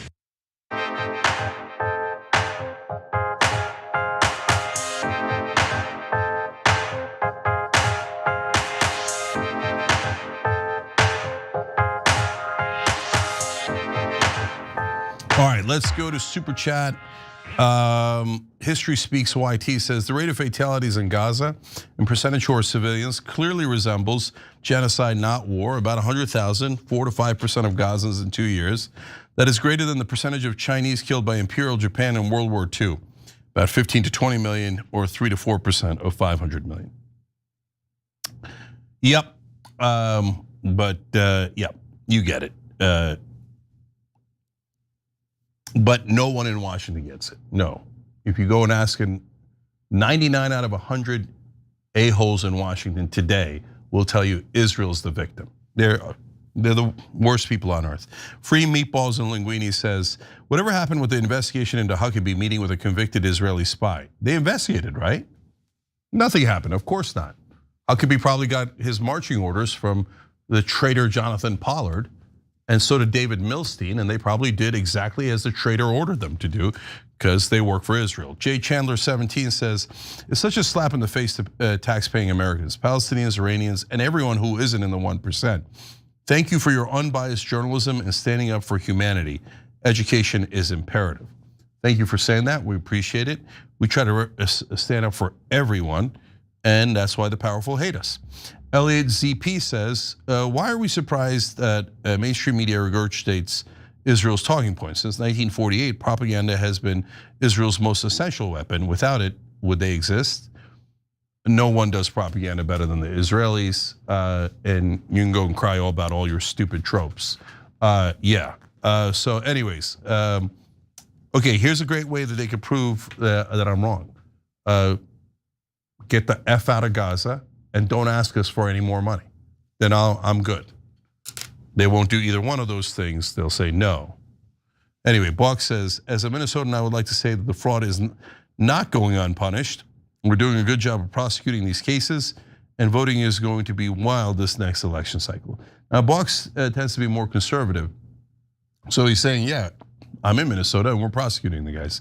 So that's good perspective, interesting perspective. Bachelor Out of Work says Trump, Biden, and Netanyahu for their policies seen as anti-Muslim, anti-constitutional, and anti-human rights. Time for massive billboards exposing hypocrisy and demanding justice to spark global debate on accountability now.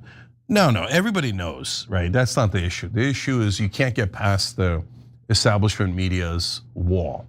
Their wall is wall of propaganda. Israel's the victim, the Palestinians are no good terrorists, and killing them is no big deal, etc. So call it the Tapper wall. CDN Norse Dog Dad writes in first episode of Star Trek Strange New World, they updated their timeline. World War III starts as an American Civil War in 2026. He adds they were off by 1 year. When Trump supporters rebel after he goes to prison in 2027 after Dems win control of the House and the Senate, hashtag Diaper Donnie and hashtag Couch Lover gets impeached and the rest of the administration are arrested. Is that in the whole Star Trek? I gotta check that out, I love Star Trek. And then he says the House Chair Ro Khanna becomes president. Really, is that in the episode? That would be amazing. All right, I'm gonna check that out. And a little haunting. Bachelor Out of Work also wrote and said 13 billion plus in aid to Israel went untracked in 2025, risking the Leahy Law and 6201 violations. Voters in 2028 elections, no more funds without strict monitoring. Proof that the US government follows human rights. Aid access is being.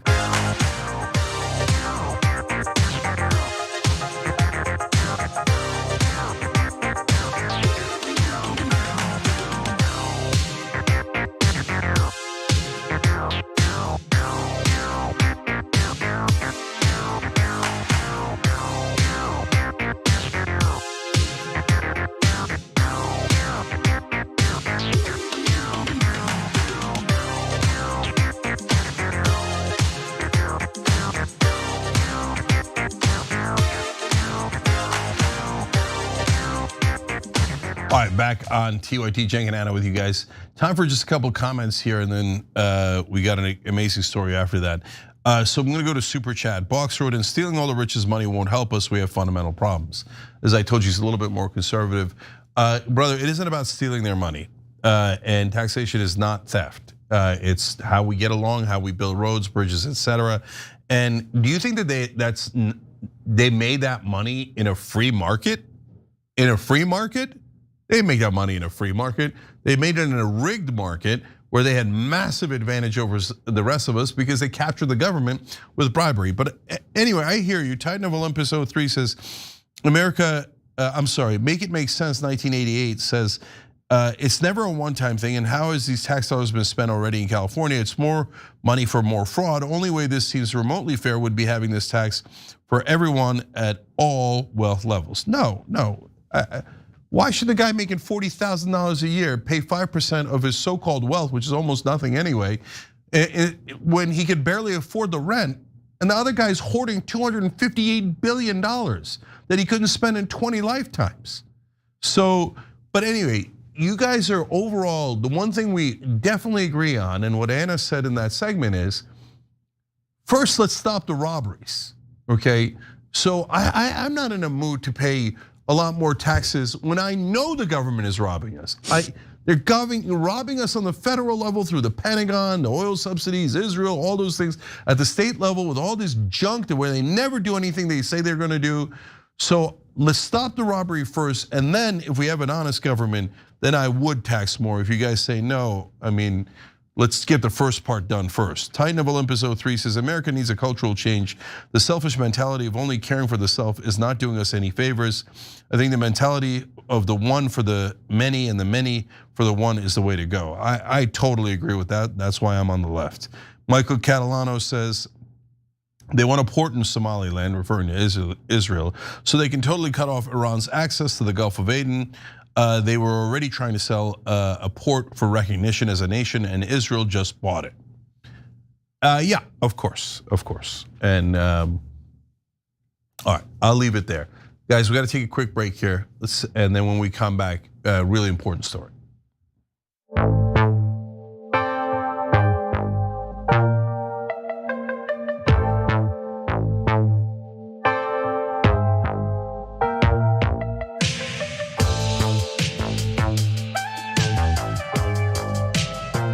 All right, let's go to YouTube members. Mr. Anderson 3369 says the ultra wealthy live life like they're just playing Monopoly. Yep. Moonshine Dragon says, oh my God, how can they afford their politicians? I love the sarcasm in that one. I mean, if you take away 1.2 out of the 27.5 billion I have, how can I buy JD Vance and 94% of Congress and everybody I want? I just reserve that money for bribery so I can get another $25 billion. Oh my God, I feel so bad for you. Do you want me to cry now or later? Don Dada Dragon says, Peter Thiel threatened to leave you all alone over this. BRB drafting legislation to send to Washington State's government now. Yeah, look, Peter Thiel keeps saying, oh, I'm gonna leave California, I'm gonna set up Libertarian Island. He tried it, then realized he was a jackass. Oh, right, if you have no laws or rules, the minute you step on the island, someone else can kill you and take all your money. Oh, I didn't think of that. Why don't you just leave already? Just go away, go somewhere else. Go to a different country, to your beloved South Africa or Israel, wherever the hell you want to go. You obviously hate the rest of us, so why are you even here? All right, so that's what I think about Peter Thiel. Guys, you have to understand, it's the guys in Northern California, it was so easy to make money during the era of the startups. You have no idea. I read a story about some Persian rug dealer, but he knew a guy from Facebook or something, and a guy from another company, and then everybody's doing pitches. He did a pitch. Next thing you know, he's got like $500 million. They were tripping over $500 million. Oh my God, I could go on and on about location and why it made such a difference in this case. Half those guys are morons. They got super lucky living in the right place. The other half are perfectly smart, brilliant, etc. The folks who started this in the first place made a huge difference, but they don't know that. Everyone that made all that money in Northern California thinks they're God's gift to humanity and that they're supernova geniuses. They're not geniuses at all. Anyway, I can go on and on. Shan111 says, I could abolish one thing in this world, it would be greed. That has been my consistent answer if I genuinely do not understand it. Greed is a bottomless pit. It's never enough, ever, ever, ever. So God help us all.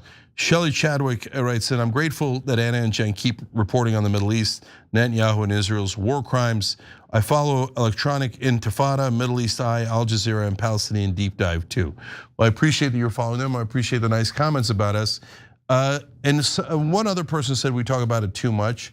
I think it was Centex Centex 1965 in Twitch.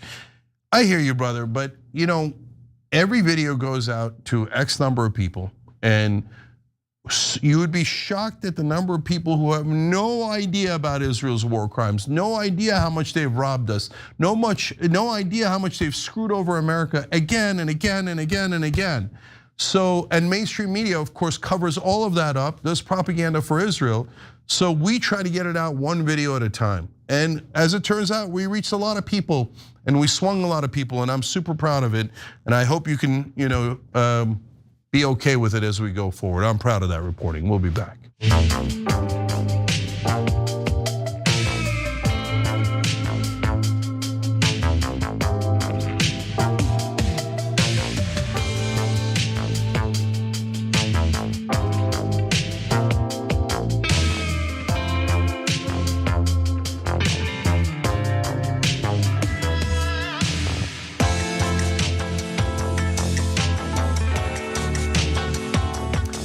Back on TYT, Cenk and Anna with you guys. Anna's got another story.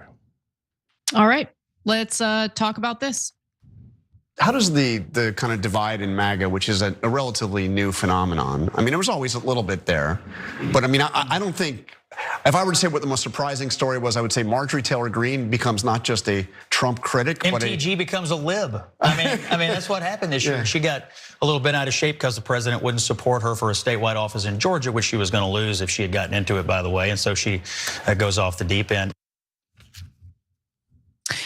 Trump lackey and cable news commentator Scott Jennings took a major jab at Congresswoman Marjorie Taylor Greene over the weekend, accusing her of becoming a lib in 2025. Now, his ridiculous attack comes amid a New York Times profile, a lengthy one at that, on Marjorie Taylor Greene, in which she admitted to being naive about her feelings toward Trump and what he claimed to want to accomplish as president, and even accused Trump of faking his Christianity. Cenk, before we get into the details, your 2 cents? Yeah, I'm amused by these establishment guys pretending to be more conservative than America First. So that's hilarious. But Marjorie Taylor Greene struck back. We'll give you that as well. So get all the facts here. Now, in regard to claims that she became a lib, she did respond to that, saying that, oh, look, I'm being lied about again by Bush neocon and Mitch McConnell consultant Scott Jennings. I have a 98% voting record with Trump, so I guess Scott is calling Trump liberal too. Scott Jennings is everything America First voted against. He just fools people with hot takes. I'd actually agree with that. Now, he's also in the business of kissing Trump's ass, regardless of what he does. And part of that job includes downplaying the civil war that's currently taking place within the right wing, within MAGA. So during his appearance on ABC, he claimed that the internal divisions between America First and the neocons, it's overblown. It's really overblown. Take a look. Look, I don't think these divisions and all this fraying are as big a deal as some people make it out to be. Trump is still extraordinarily popular among Republicans. He's the strongest party boss in the modern era. And he can get his allies in Congress to do most anything he wants them to do, which is why I think in the coming year, they really ought to spend some time trying to codify, to Rick's point, his executive orders and some of the other initiatives that he's had, really try to make it stick. But if you've been paying attention, the infighting on the right has been pretty significant, and it's exemplified in part by Robert Draper's explosive profile of Marjorie Taylor Greene. And in it, she breaks down the collapse of her relationship with President Donald Trump. For her, it really began with Charlie Kirk's assassination. I actually thought that portion of this profile on Marjorie Taylor Greene was enlightening, telling, it gave you more insight into her change of heart toward Trump. So at his memorial service, Erica Kirk said that she forgave her late husband's killer. And that message of forgiveness was followed by this. He did not hate his opponents. He wanted the best for them. That's where I disagreed with Charlie. I hate my opponent, and I don't want the best for them. I'm sorry.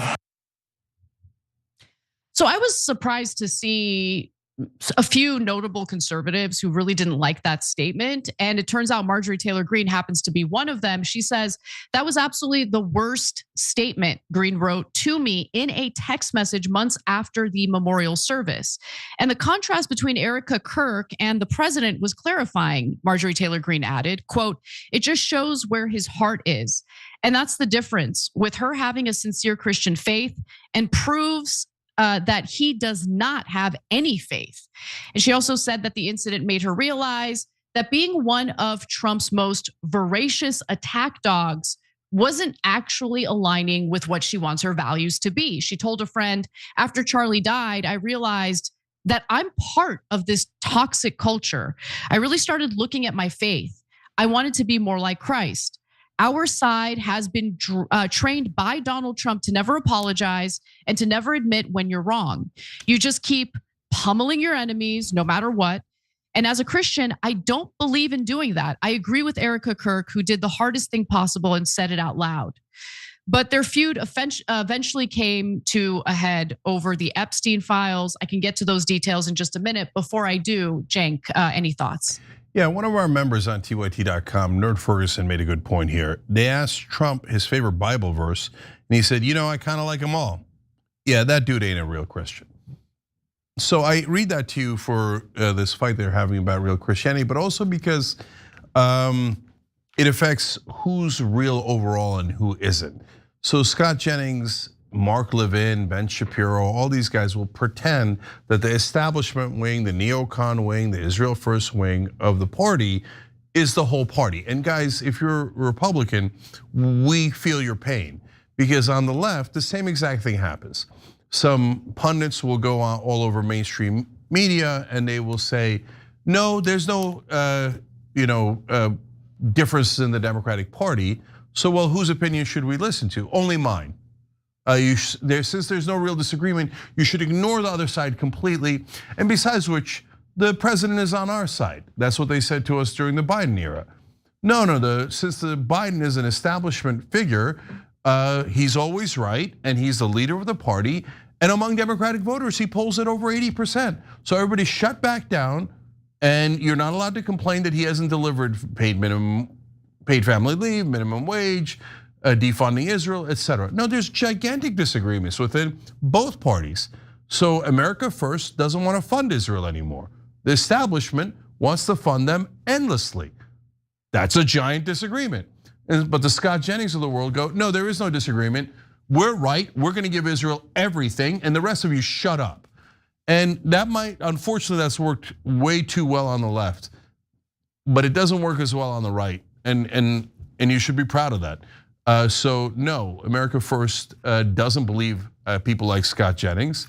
And look at the policies. On the policies, Marjorie Taylor Greene is definitely more America First than Scott Jennings or Mark Levin.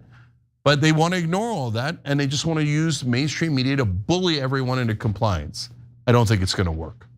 I mean, Scott Jennings is the guy who wants to make the Epstein files a partisan issue, when in reality, it's not a partisan issue at all.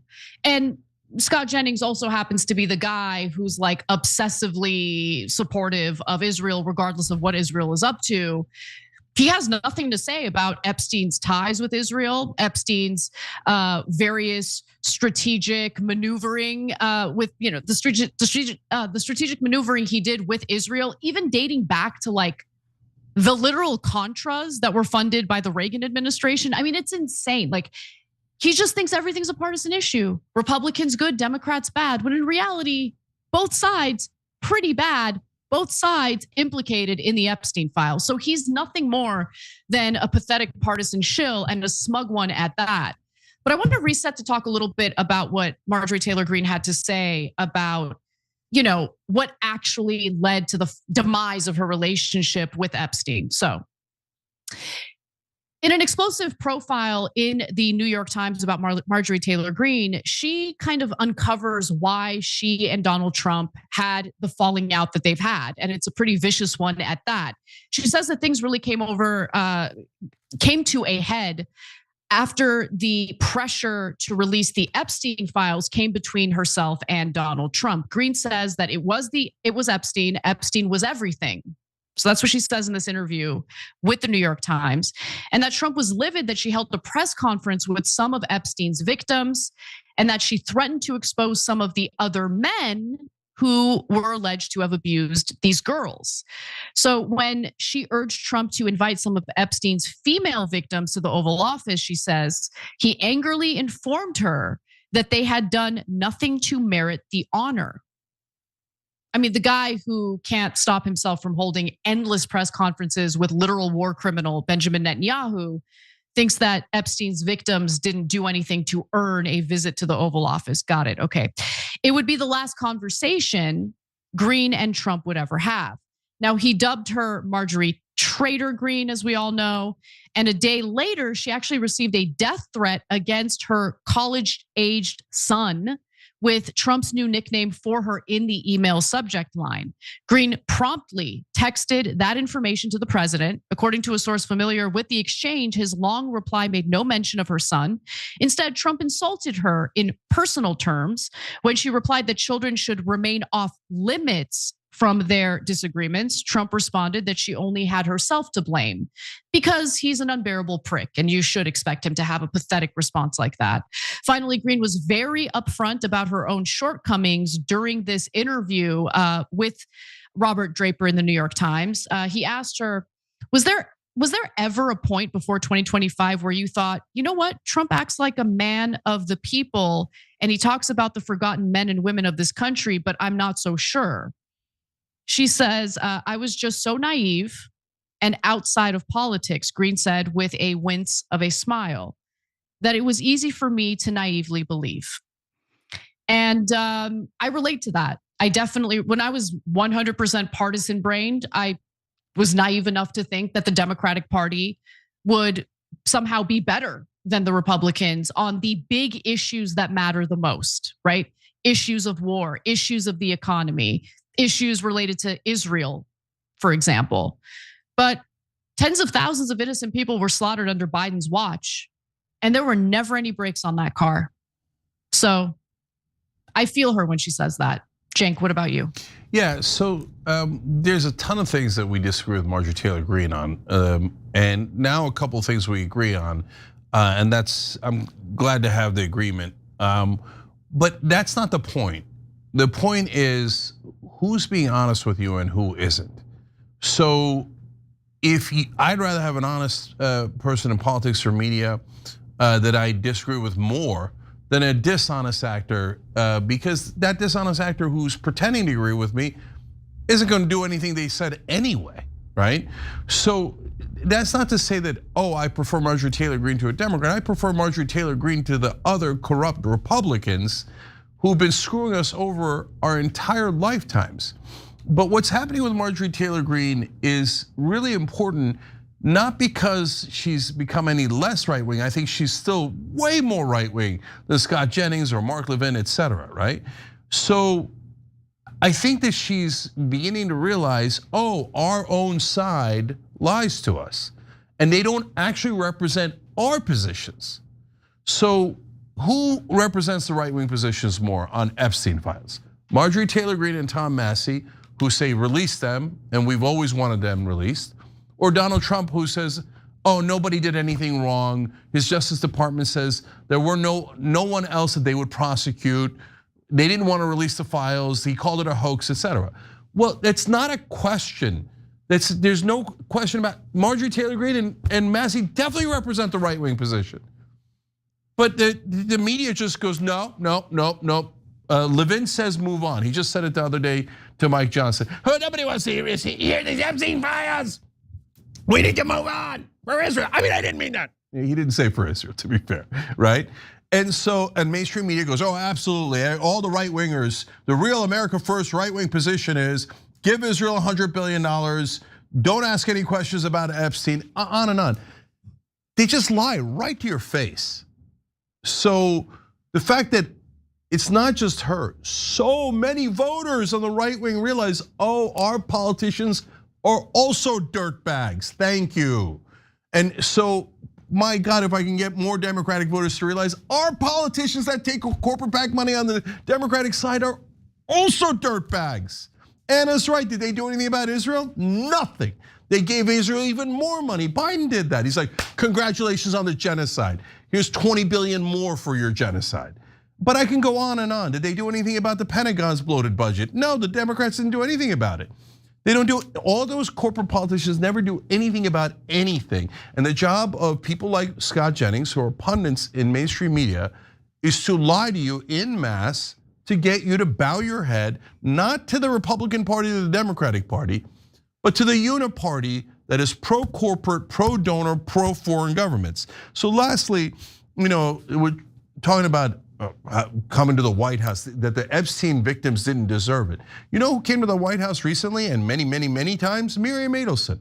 How does she? And terrorists. How does she earn her way to the White House? Well, her and her late husband, Sheldon Adelson, as you've heard me say many times, gave over $300 million to Donald Trump's campaigns. And then when she was there, she patted him on the head and said, I'll give you 250 million more if you violate the Constitution and run for a third term because you're being such a good job of being my servant. And who's the traitor? He calls Marjorie Taylor Greene traitor. Do you know that the Adelsons flew out Jonathan Pollard on their private jet back to Israel? Jonathan Pollard was a literal traitor. This uniparty does not represent the right or the left. They represent the corrupt. Marjorie Taylor Greene is obviously on the right, and the rest of these people are utter frauds. All right, Turks and Jerks is next, right, Cenk? Absolutely. Me, Brett Erlich, John Iadarola, Jayar Jackson, who's the worst people in the year, who are the best people of the year. That's coming up next. Stay right here.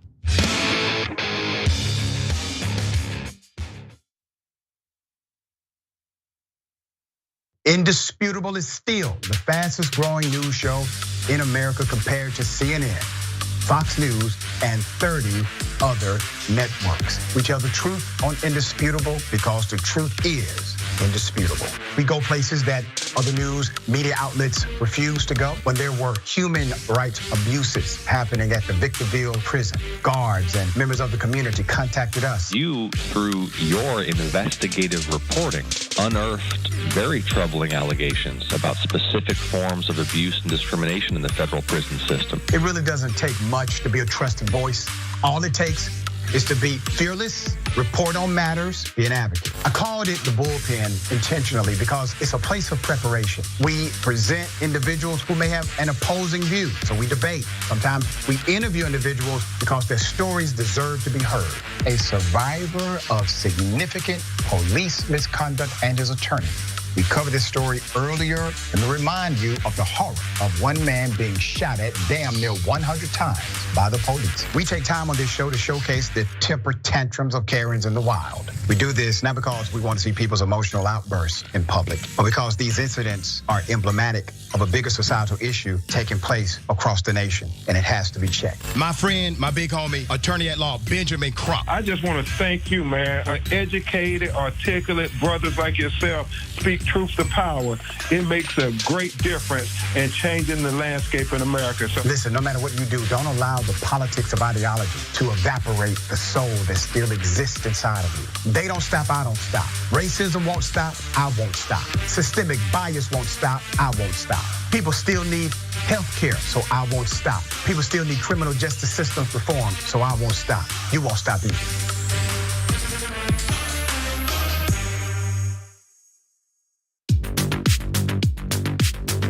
I'm wearing one of our pieces of merchandise. So the funny thing about the Dragon Squad, and that's what our viewers call themselves. That's the name of the group, but every individual chooses their own name. You might have Cincinnati Dragon. You might have Harry Potter dragon. We have a Grandma Sunshine dragon is one of those that I remember.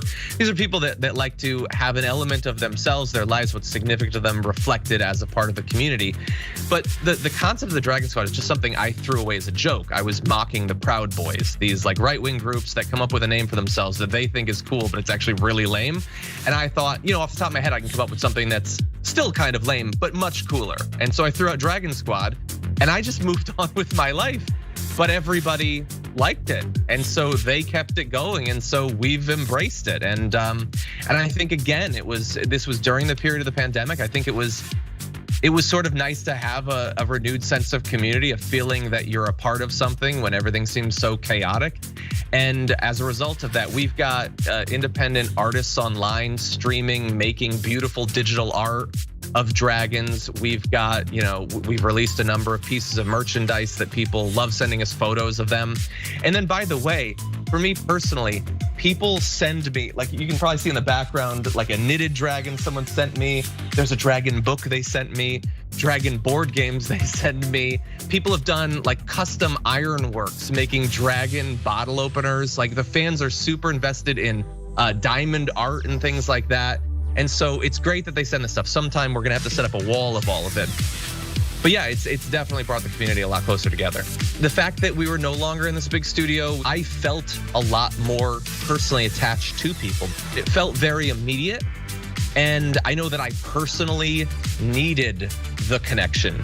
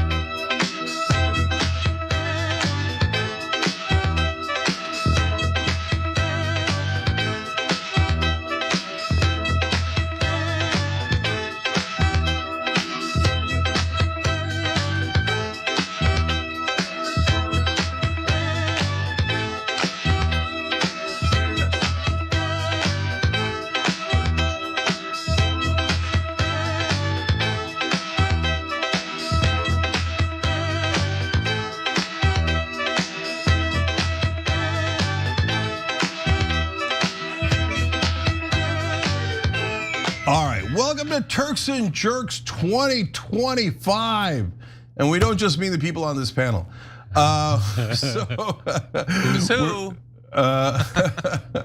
So we're gonna talk about the best person of the year, the worst person of the year, and we're gonna have you guys weigh in as well. Cenk, Uygur, John Iadarola, Brett Erlich, everyone's represented here. We got Happy Half Hour, Damage Report, Young Turks. Jayar Jackson is going to join us in the second half hour. He's from Watchlist, of course. You should check out Rashad Ritchie's Indisputable as well. He was here last year on this. All right, so before we get started on Turks and Jerks, I'm going to read one comment left over from the show because it's appropriate to this show. Eclectic wrote in and said, Scott Jennings should win Smirk of the Year. Okay, that's pretty good. Could also be in contention for Jerk of the Year. I'm actually gonna go a little bit out of order here, guys, because I'm gonna tell you who the community is choosing between, because you're the community, and I want you guys to go and vote if you're into it on tyt.com. We get to your results at the very end.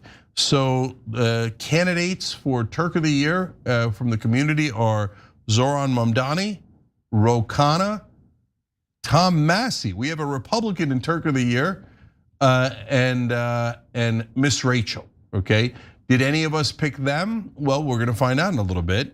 The jerks are also an interesting category: Donald Trump, Ben Shapiro, Mark Levin, and Benjamin Netanyahu. So some heavyweights in there, and some gadflies. So tyt.com, get busy voting. and then let's get started, okay? So John, we're gonna start with Turk of the Year here, and we're gonna start with you. Who do you have? Yeah, so this is probably not that surprising to people who have been following me on the Damage Report for the past couple of years. Basically, ever since I had my daughter Raina, this is someone that I, like a lot of young parents, became familiar with. And because I was already familiar with her, at the very beginnings of her sort of wading into politics, Miss Rachel just caught my eye politically. I think that she's not just the Turk of the Year, she's like the ultimate, like, is she the best person on the planet? Maybe, like the purest person? I get these like waves of nostalgia for people like Mr. Rogers. And I get so sad realizing that like it doesn't really seem like we have a lot of people like that anymore, or maybe the way social media works, you can't have a person that sort of pure anymore. And yet I think that she comes the closest of anyone. Honestly, even if you left off the political stuff, the advocacy for the people and especially the children of Gaza at large or individually, that she has just constantly throughout the past year plus been focusing on. I think that she is a great example of, how we can educate and instill empathy and good qualities and good emotional control in children, like Mr. Rogers did a number of decades ago. I love how brave she is, how she doesn't back down even when like so much money and attention and bot networks are being, rallied against her. Again, not only for Gaza, but previously, like when, she just posted on social media about how, all kids, regardless of their parents or regardless of whether they're LGBTQ, have value. And her, like some of her fans, apparently that was enough for them to drop her, and they would just berate her, and she'd get death threats, and she never backed down from any of it. And she just seems like a great person through and through, politically, personally. And I think that we need great role models like that. Role models, I think, for parents, role models for entertainers and educators, but also political role models. Imagine if, more than maybe one or two of our elected officials had the moral clarity and the backbone that she has, but we really don't have anyone like that in elected office. And so I'm so glad that she is out there, that she hasn't backed off, she hasn't been driven away by all the toxicity and the trolls and the horrible Islamophobes and all of that stuff. And so it is Miss Rachel Accurso. Well, it's a compelling case, and I'm proud to be on a McCarthyite list along with Miss Rachel. so I'll take that. Hey, I'm on a list with a Turk of the Year nominee, both from the community and from John.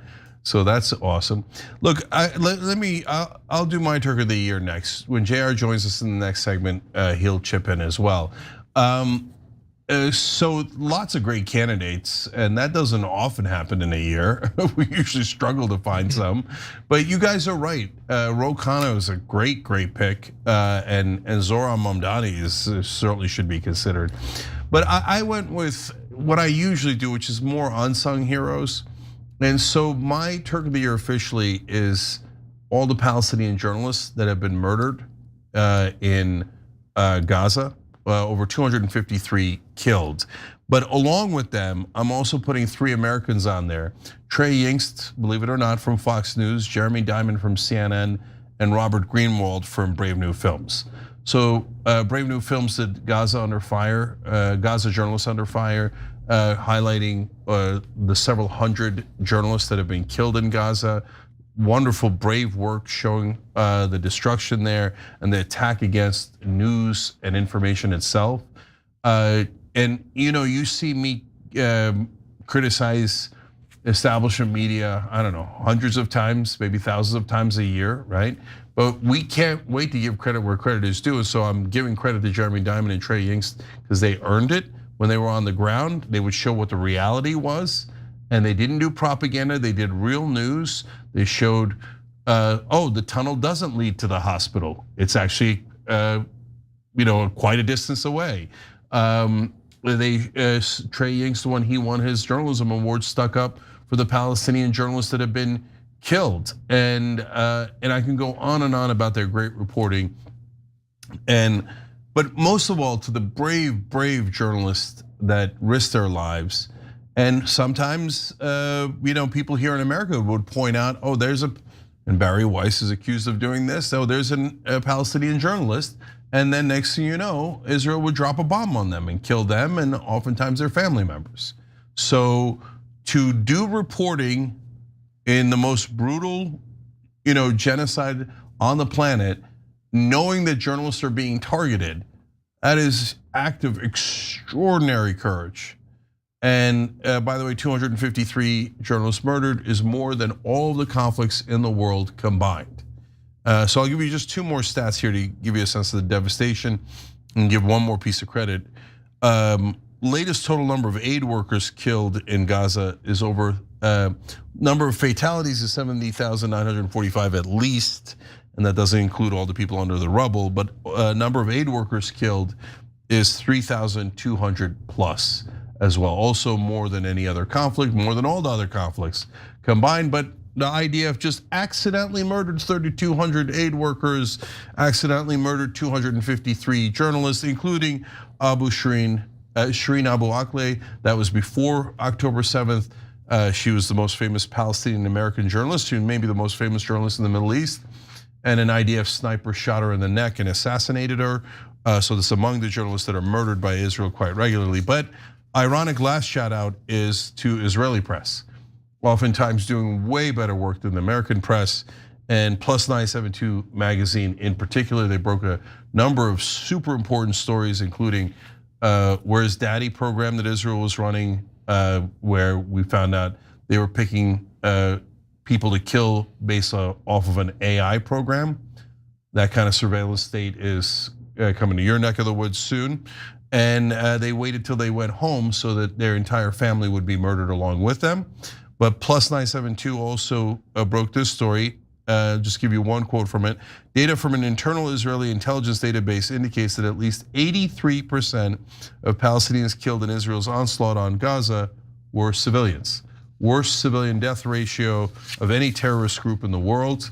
And we know a lot of these facts partly because of good Israeli press breaking some of these stories, partly with the two brave journalists in America, Jeremy Diamond and Trey Yingst, and people like Robert Greenwald highlighting it, but mainly because of the Palestinian journalists who risked their lives to get us critical information about this genocide.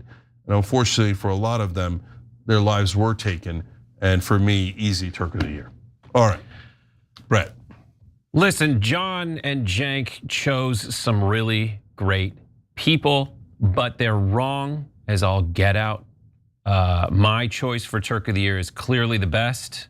And I think that competition is really the spirit of pulling out heroes, is to compete for who the best hero is, and then for me to talk trash about thoroughly good people.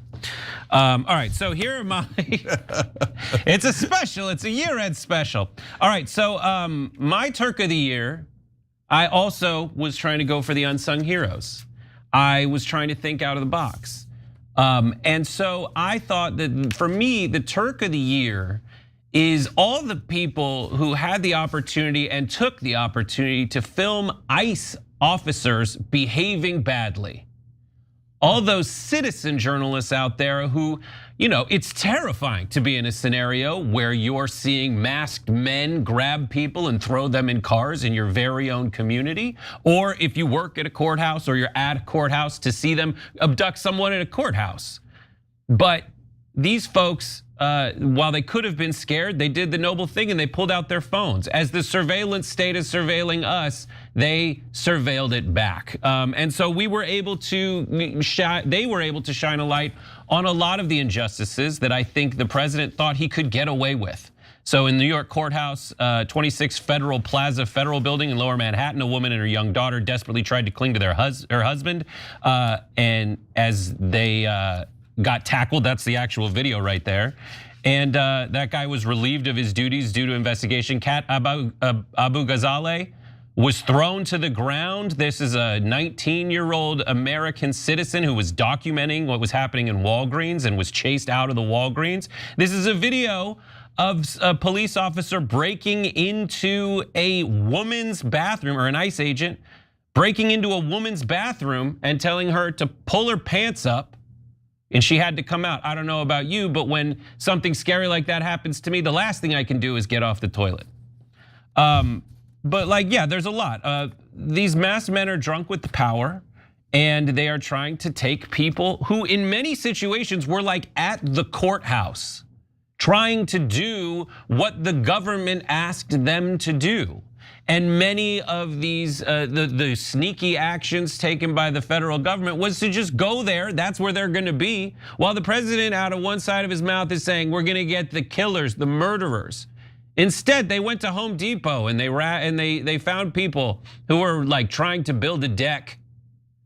And that's not okay. And it is the brave people out there who were able to shine a light on it. And in many scenarios, there were some amazing acts of hypocrisy that were filmed. Chicago journalist Debbie Brockman was forced to the ground and cuffed by 3 federal agents while she was out reporting. DHS said that she was assaulting the officers, but there is a journalist whose job is to find out what is going on in the streets, and someone else filmed her getting abducted.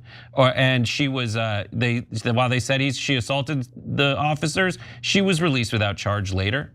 There was, in Chicago, mass officers pulled a screaming woman from her car while she was in line to pick up her kids from school. And the reports were that they didn't have a warrant. We found out about that. In Chicago, a white SUV was throwing tear gas near a middle school in broad daylight.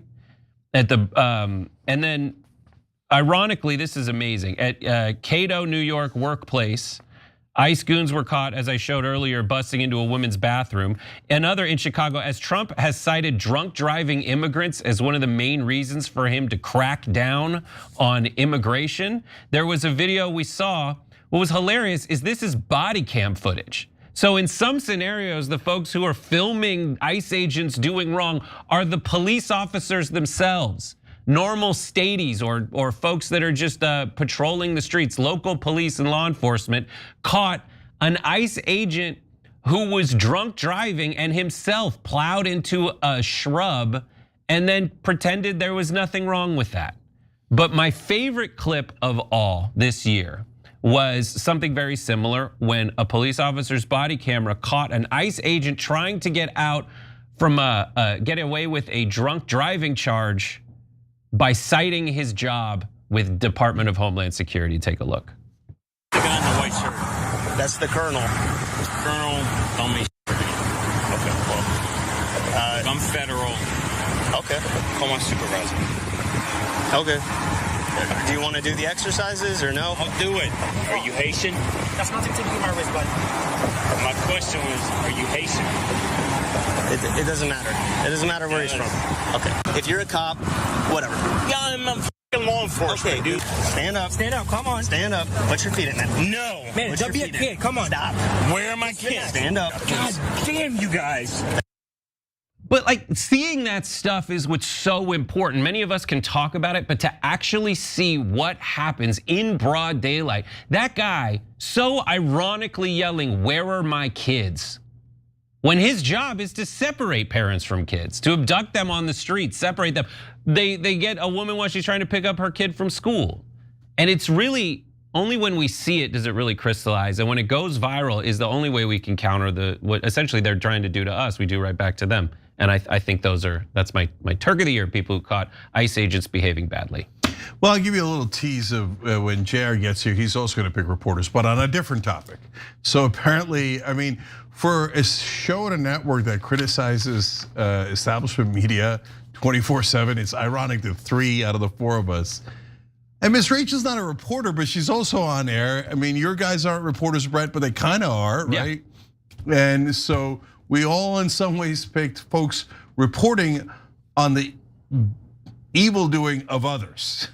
Yeah, I mean, I would argue Miss Rachel, for a lot of people who don't necessarily follow political news, is a unique avenue for people to understand what's actually happening there in an unfiltered way. Yeah, absolutely. And there's more connective tissue here, which is maybe the Turk of the Year should have been Steve Jobs. Because where did they record most of the things that Brett was showing? On smartphones, right? Where did most of the Palestinian journalists record things? On smartphones. And same for well, it's what people half consume, Miss Rachel, is on smartphones. On smartphones, right? And a little bit appropriate, I get, maybe a little bit. I don't know. Is this even any connection? But whenever people attack immigrants, I love reminding them Steve Jobs' dad was a Syrian Muslim immigrant. So we got to kick him out of the country. And I told some right winger that in social media, and I'm like, he said, "Oh, we should kick out all you people from the Middle East." And I said, "Steve Jobs, dad, blah blah." And he's like, "Small price to pay." Okay, if you say so. Anyways, somebody wrote in. A lot of you wrote in with jerks of the year, and jerk of the year usually takes longer because there's a much bigger list. But I want to read one. John Bogino said, "Ahmed Al Ahmed for Turk of the year." That's a good point. So he's the bystander. In fact, not even a bystander. He got shot twice in Bondi Beach, Australia. Oh wow! Who tackled the guy, the shooters, the ISIS-related shooters there, and took the gun away from the dad. And so that was awesome. And you're right. That certainly deserves a nomination. Yeah. Okay, before we go for Turk of the Year, and we'll have the community weigh in at the end, and we'll go, ta-da, this is our Turk of the Year. But I just want to go to you guys one more time here. John, what do you think about the picks of the community, Ro Khanna, Massey, and Zora? I mean, I think they're amazing. It's crazy how strange they are. I think that Zoran Mamdani both provided a lot of inspiration to a lot of people, but also did it in like the exact way a lot of us would want it to be done. Not purely rhetorical, not purely based on some cult of personality, but based on putting together like a well thought out set of policies. And so I like that. Thomas Massey, it's strange to have someone like him on that list because I'm sure we disagree on virtually everything, but he has earned more credit than I think any other Republican throughout the year with what he's done. He seems to actually believe things which so few Republicans or even Democrats in elected office actually do. And when he believes something, he actually sticks to it, which is certainly admirable. And who am I missing off of the community list? Rachel was there. No, you said Zoran.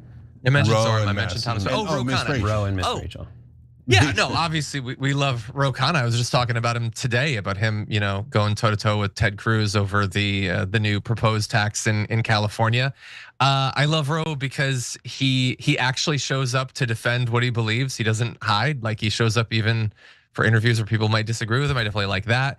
I feel like he's a great messenger. I feel like he listens when the people who like him or whatever feel like he's made a misstep historically. I figure like he's been willing to actually hear that out and adapt, which again, not a lot of politicians do. And so I think those are great choices. I love really fast. I love both of yours. Brett, yours is very creative. I wouldn't have thought of it. It's a great choice. I think those videos are one reason that public opinion has turned so massively against mass deportation in less than 1 year. The fundamental lies that were the foundation of it have been exposed. The utter cruelty, the waste of money, all of that has been exposed. And some of it's been through traditional media, but a lot of it has been through people with their smartphones. I think that's a great choice.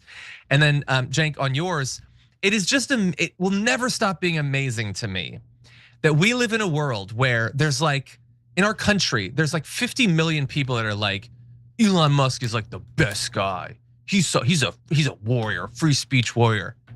And there are people that are in Gaza being willing to die and dying, like narrowly escaping death multiple times and then dying just to do their job, just to reveal what's going on. It is a level of heroism that I don't think we can actually grapple with when it's a real person that's doing it. Like if it's Aragorn or if it's Captain America, we get that, and it makes for a good movie. But like, it almost feels like people don't want to acknowledge that there are people like that in the real world, and there are, particularly in Gaza. Yeah. Brett, are you doing your jerk of the year? I'm gonna do my jerk, and then Jayar will come on and do both, and then you guys will do your jerks. All right, so let's start off the jerk of the year with Brett Erlich. My jerk of the year is John Iadarola. No, I'm just kidding. All right, my jerk of the year. It's so easy to pick the richest person in the world, but it's more nuanced to pick the second richest person in the world, and that's why my jerk of the year is Larry Ellison for a whole host of reasons. He's a living symbol of the modern oligarch. He embodies Silicon Valley, the defense industry, the media mogul, real estate, and geopolitics as a pipeline to power. Extreme private wealth converting into influence across multiple seemingly unrelated sectors. Surveillance capitalism and government entanglement. This guy, Oracle, has deep ties to government databases, law enforcement. He basically has been called the landlord of the internet, where he just buys up competitors, gobbles up all different kinds of technology, so he has the infrastructure to essentially keep all the data in the world in one place, and he just finds new ways to collect it. His Skydance Nepo baby project, this guy, as far as I can tell, bought a major studio for two reasons: to control messaging in the world, but also as a vanity project for his kid. He bought his son a major studio, and he's trying to buy multiple studios and fold them into one. They essentially, it's Hollywood as a sandbox for the ultra rich to launder not talent, but business and influence. And then this thing where, like, the attempt to save TikTok, the whole narrative was that we can't trust China with an algorithm that gathers all your data and funnels it to the people who have the most control over it, that have the control over the government and the messaging and the everything. And Larry Ellison is the one that is supposed to save us from that when he fits that exact rubric to a T. The Paramount and CBS, Skydance takeover, CBS's parent company places the Ellison family upstream from one of the most powerful broadcast news brands in the US. Paramount itself had a settlement with Trump over a 60 Minutes piece. 60 Minutes, which for many of us is like the last bastion of true investigative reporting that is left. And he targeted, this is a company that came fresh off of giving $16 million, I think it was, to Trump's presidential library as a settlement. And it's symbolic of how a lot of the networks are kowtowing to Trump's influence. And there's that. And then alignment with Barry Weiss. The next step, once they get it, is it's the double talk, the double speak of the free press. This is the center of it. They hired the woman from the free press, and the first thing she did was make it about herself, hosting a Erica Kirk town hall where she didn't make it a better, more open, more unbiased narrative. She just forwarded a right-wing narrative because that's obviously what the president and his ever-growing hunger for state media everywhere wanted of her. And then, of course, she stopped a 60 Minutes report from happening. The idea that Barry Weiss, who gained favor in circles for essentially just letting people complain about woke, so then she could narc on them to everybody else, and wrote the intellectual dark web, just tickling the balls of people on the right whose whole identity is incel, which means no one's ever tickled their balls before. They really, really loved that. And so the free press, she gets rid of the press. The fact that she would go to 60 Minutes and say, like, you guys suck at journalism is the highest version of double talk or double speak. And then just a little thing, the guy owns over 90% of a Hawaiian island. Larry Ellison bought over 90% of Lanai. The island of Lanai belongs to Larry Ellison, over 90% of it. Just a little thing I wanted to tell you. And then there's this billionaire who's supposed to do some kind of benevolent philanthropy. What is his? He has given over $100 million to medical research. But let's take a look at him. And I'll give you 3 guesses as to what field of medical research, if we could take either the photo or B-roll of Larry Ellison. It's in age defiance. The biology of anti-aging is the main focus of the Larry Ellison Medical Foundation. These guys spend hundreds of millions of dollars to live forever because you'd have to in order to spend all the money they're hoarding.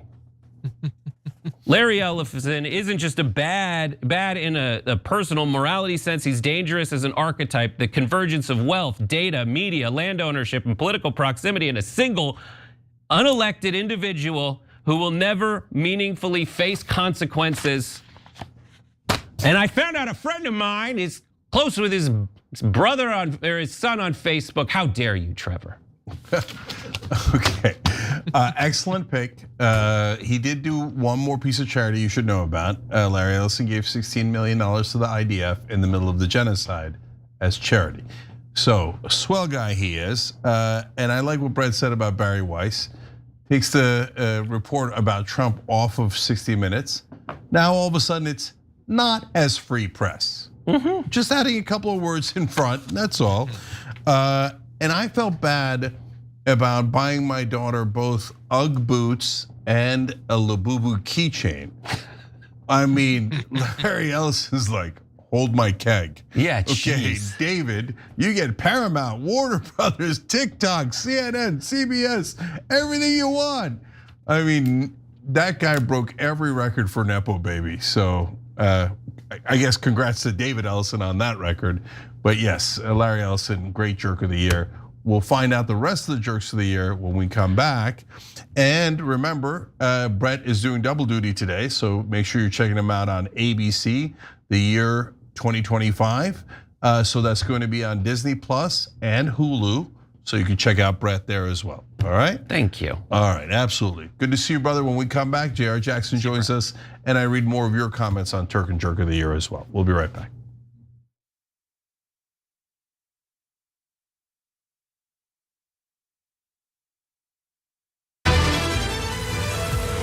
Hey, Andrew, what's up? Hey, Cenk, you ready to make the switch? Yeah, I guess. I promise it's easy, universal, basic, and you get income. Yeah, you keep saying that. But you sure I'm gonna have coverage? Of course you will. You think I would have bad service? I'm Andrew Yang. Of course I have good service. All right, let's try it. But I'm so bad at tech. So, wait. Should I do this thing of the hashtag business? Andrew, you're still on, right? Yep. Oh, I see it. No, wait, I don't see. Oh, yeah, I do see it. Here we go. I actually did not realize that you'd be searching in real time, but I love it. How much do people actually normally say? Yeah, the average American is gonna save between $500 and $1,000 a year on Noble. Yeah, no. You know what I'm gonna do, Andrew? Are you ready to become a Noble member? The two buttons are do it and go back. There's no going back, we're doing it. We're doing it. Here we go, Noble Mobile. Oh my gosh, I just called you and are you now on Noble and not Verizon? Why didn't you tell me it was gonna be super easy? I know, man. Now you just stay away from your phone and watch the money roll in. I can do that. Here you go, phone, yeah. What the f? Cenk, you still there? Andrew? Oh, well, at least I got Noble Mobile. It was really just one take. The whole thing is wild. It's in my shoe. It's in my shoes. Hi, I'm Brett Erlich with breaking news with Brett Erlich. This is breaking news with Brett Erlich. Hi, Brett Erlich here. According to EPA head Scott Pruitt, climate change is not happening. He cited a meme on Facebook he saw. When pressed to back up this source, he said it must be accurate because the watermark said it was made by a scientist. So, your move, Truth.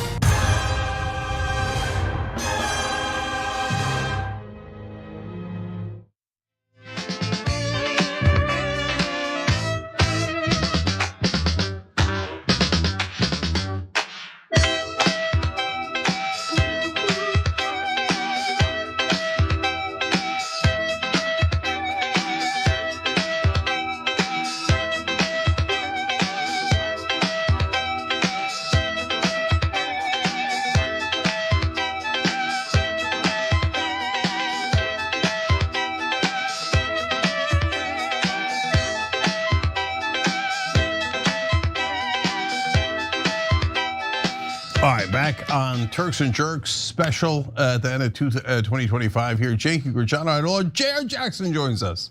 What's going on? What's going on? Wait, is my mic on? You guys hear me? Yeah. What's up, happy people? I was just on this morning with John after the watch party, and he tried to knock me off of my normal pessimism. And you know what? For the first time, just for like 5 minutes, he got me. So I guess maybe I can re-up it here a little bit more. All right, good. Until we get to Jerk of the Year, then we'll be back to the pessimism. Then I'm back. Yeah, so I'm gonna go to JR in a second, but first I want to do some shout outs here. First, Box, thank you for gifting 10 memberships on YouTube, and he wrote in on YouTube as well. My biggest jerk is Trump. My biggest jerk is Anna. Interesting. Then Ashanti Holmes did a shout out for John. John, you're a meme. Someone sent it to me today. Your response to Ivanka Trump saying how white supremacy must be destroyed, you simply replied, maybe bring it up at dinner or something. Yeah, you know that you're a meme? It was from a few years ago. I occasionally see it going around like on Instagram and stuff. Yeah. Okay, that's awesome. And then JR, I don't want to leave you out. Virginia, South Carolina wrote in on TYT.com member section. Want to give JR a shout out for his hard work on the watch list. Thank you for always keeping us updated. And don't worry when you can't do the show, we love you.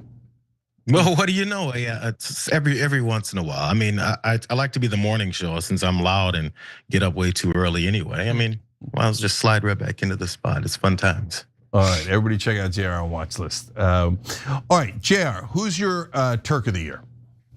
Well, I heard you guys on the first half here, and apparently we're all on similar, same veins, but it's multiple people also as well, similar to Brett, and I believe also you, Cenk Uygur.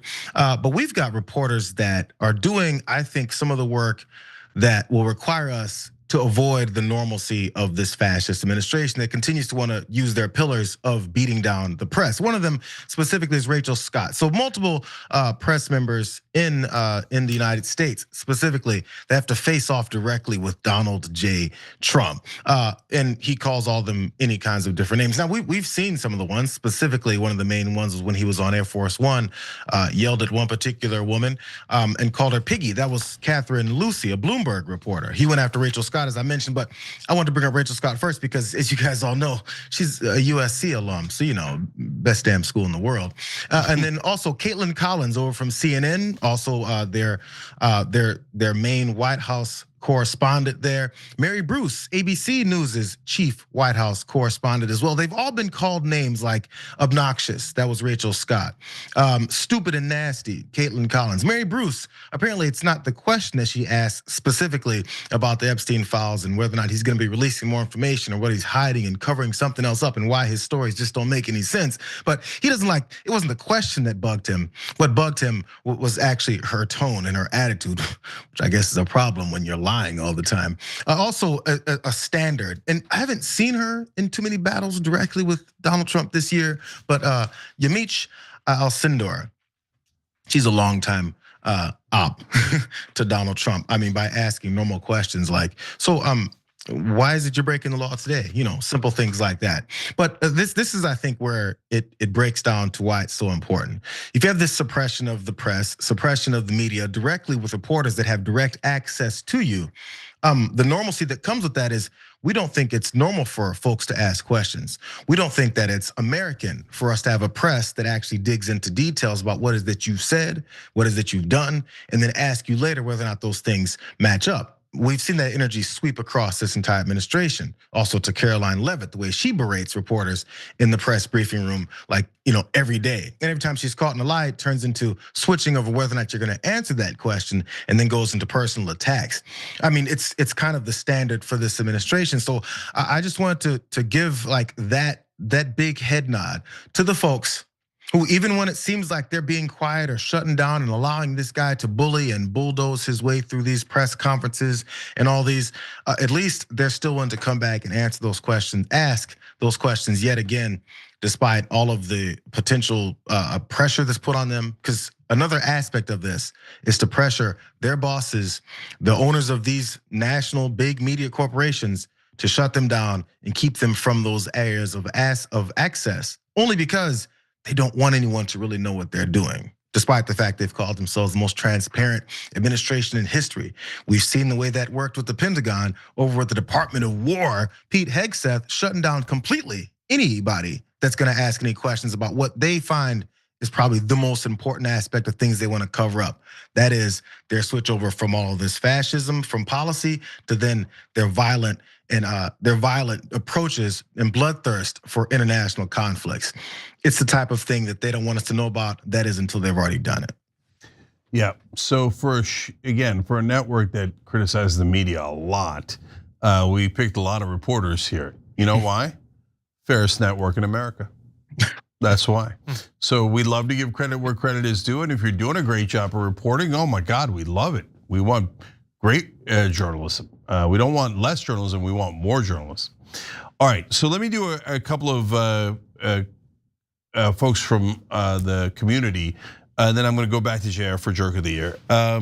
As we start to head into Jerk of the Year, Bloated Ego writes, and my dark horse for Jerk of the Year is Mike Johnson.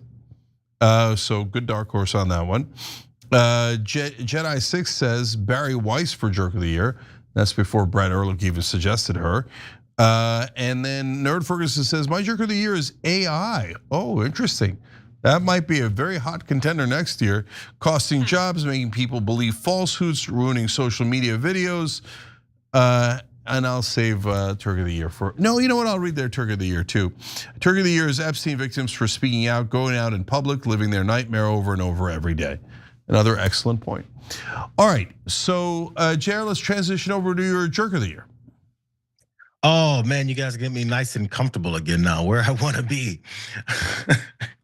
So as I mentioned, we've got this administration. It's full of folks that are looking to detail and execute exactly what it is that they're trying to carry out, which is, the suppression of democracy and this an installment of fascism. They're about halfway there. I'm not sure what positions we can get into, but there's always the drivers of those types of movements. And it's very easy to say Donald Trump because yeah, it's true, it's Donald Trump. But also some of the voices behind him that maybe think further than just his own self-aggrandizing statements and hatred towards anyone else that disagrees with him. But one, Stephen Miller. Stephen Miller has been Stephen Miller since, like birth.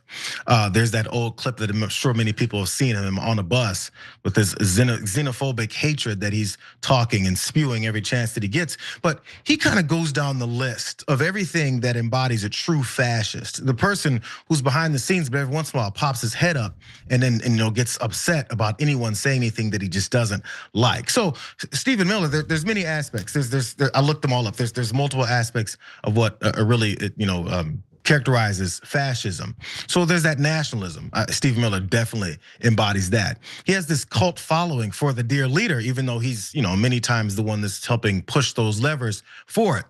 Militarism and the violence that he's spewing. He's told those police officers, you can go into these cities and you're gonna have absolutely no handcuffs on you. He specifically used the term handcuffs. We're taking the leashes off of you and putting them on real American citizens that we're gonna allow you to then go after. He called opposing Democrats a domestic extremist organization. So setting up the possibility for once they start calling everyone an extremist that disagrees with them, that they're an extremist domestic organization that they can do things to that they would also say they do to terrorists. And we see who they call terrorists in the Caribbean waters, who they've blown up already.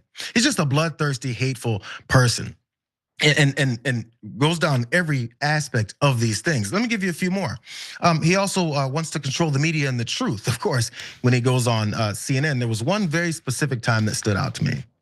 When he glitched and his brain just stopped because there must have been someone in his ear, or maybe he didn't follow the true memo when he said that Donald Trump has plenary authority, and he was saying with such gravitas and such definitive words about how there's this point that they're giving us these signals that they want to get to, where we have fewer rights.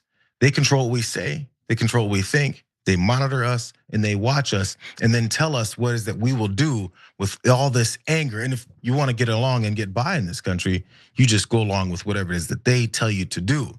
Well, he has this energy and this anger behind it. Even Donald Trump himself has said, I don't even want to repeat the things that Stephen Miller said behind closed doors about immigrants, which also leads to one of the main points. I know Tom Homan is, marble mouth, hateful guy who's running the whole mass deportation policies. But Stephen Miller is the guy who's also given him that same wide berth of authority to do these types of things. And I think his main objective is this whole thing with this the minimum of 3,000 deportees a day. It doesn't matter whether or not they've committed any crimes. Doesn't matter if they're American citizens. Doesn't matter if any level of their citizenry and their citizenship in this country. He's looking to just get rid of people that don't look like him or who he thinks aren't like him. He's the kind of guy who, when you hear him speak, you wonder who's friends with that guy. Why would anybody actually want to listen to a person who whines and screams and cries like this piece of garbage does? That's Stephen Miller. I thought that was going to lead into, I guess the answer to that question would be Katie Miller, or his wife, who also threatened to denaturalize and deport me because she didn't like what I was saying about Israel. What a lovely family. Good choice. They wake up in the morning and Katie sits next to him and goes, "What are you gonna do today, Stephen?" He goes, "What I do every day, try to take over the world." And she goes, "Narf." I don't know if Cenk gets that reference. I don't, but it sounds fun because everybody, that does sound like them. All right, John, who do you have for Jerk of the Year? Okay, after listening to both Brett's and now JR's, I don't feel as good about mine anymore. How did I not choose? Yours is Stephen excellent. Miller? And I was the first person to respond to the email. But mine, I wanted to make sure that there's some people that are so obvious, Elon Musk or whatever, he's in your face all year. But there's other people that are doing terrible things on a slightly lower level, and they don't necessarily draw as much attention. And sometimes the attention is very merited. And so I feel a little bit weird about this one, but I'm gonna go with Greg Abbott because I feel like through the course of this year on the Damage Report, we have talked a lot about Texas. Probably because we have Yaz on all the time, but also it constantly pops up, and not just for people like Ted Cruz or for Elon Musk or whatever. Greg Abbott absolutely sucks. He is a constant reminder that you can get to the point where you are the chief executive of a very big and important state and just have nothing in terms of like anything that he individually brings to the table. He's like Mike Johnson, but governor of Texas. He's just doing whatever Donald Trump tells him to do. And we've seen examples recently in other states of Republican parties that have stood up to Donald Trump, particularly for his desire to gerrymander their states. They've stood up to him, not Greg Abbott. He doesn't have a goddamn backbone. He's got nothing.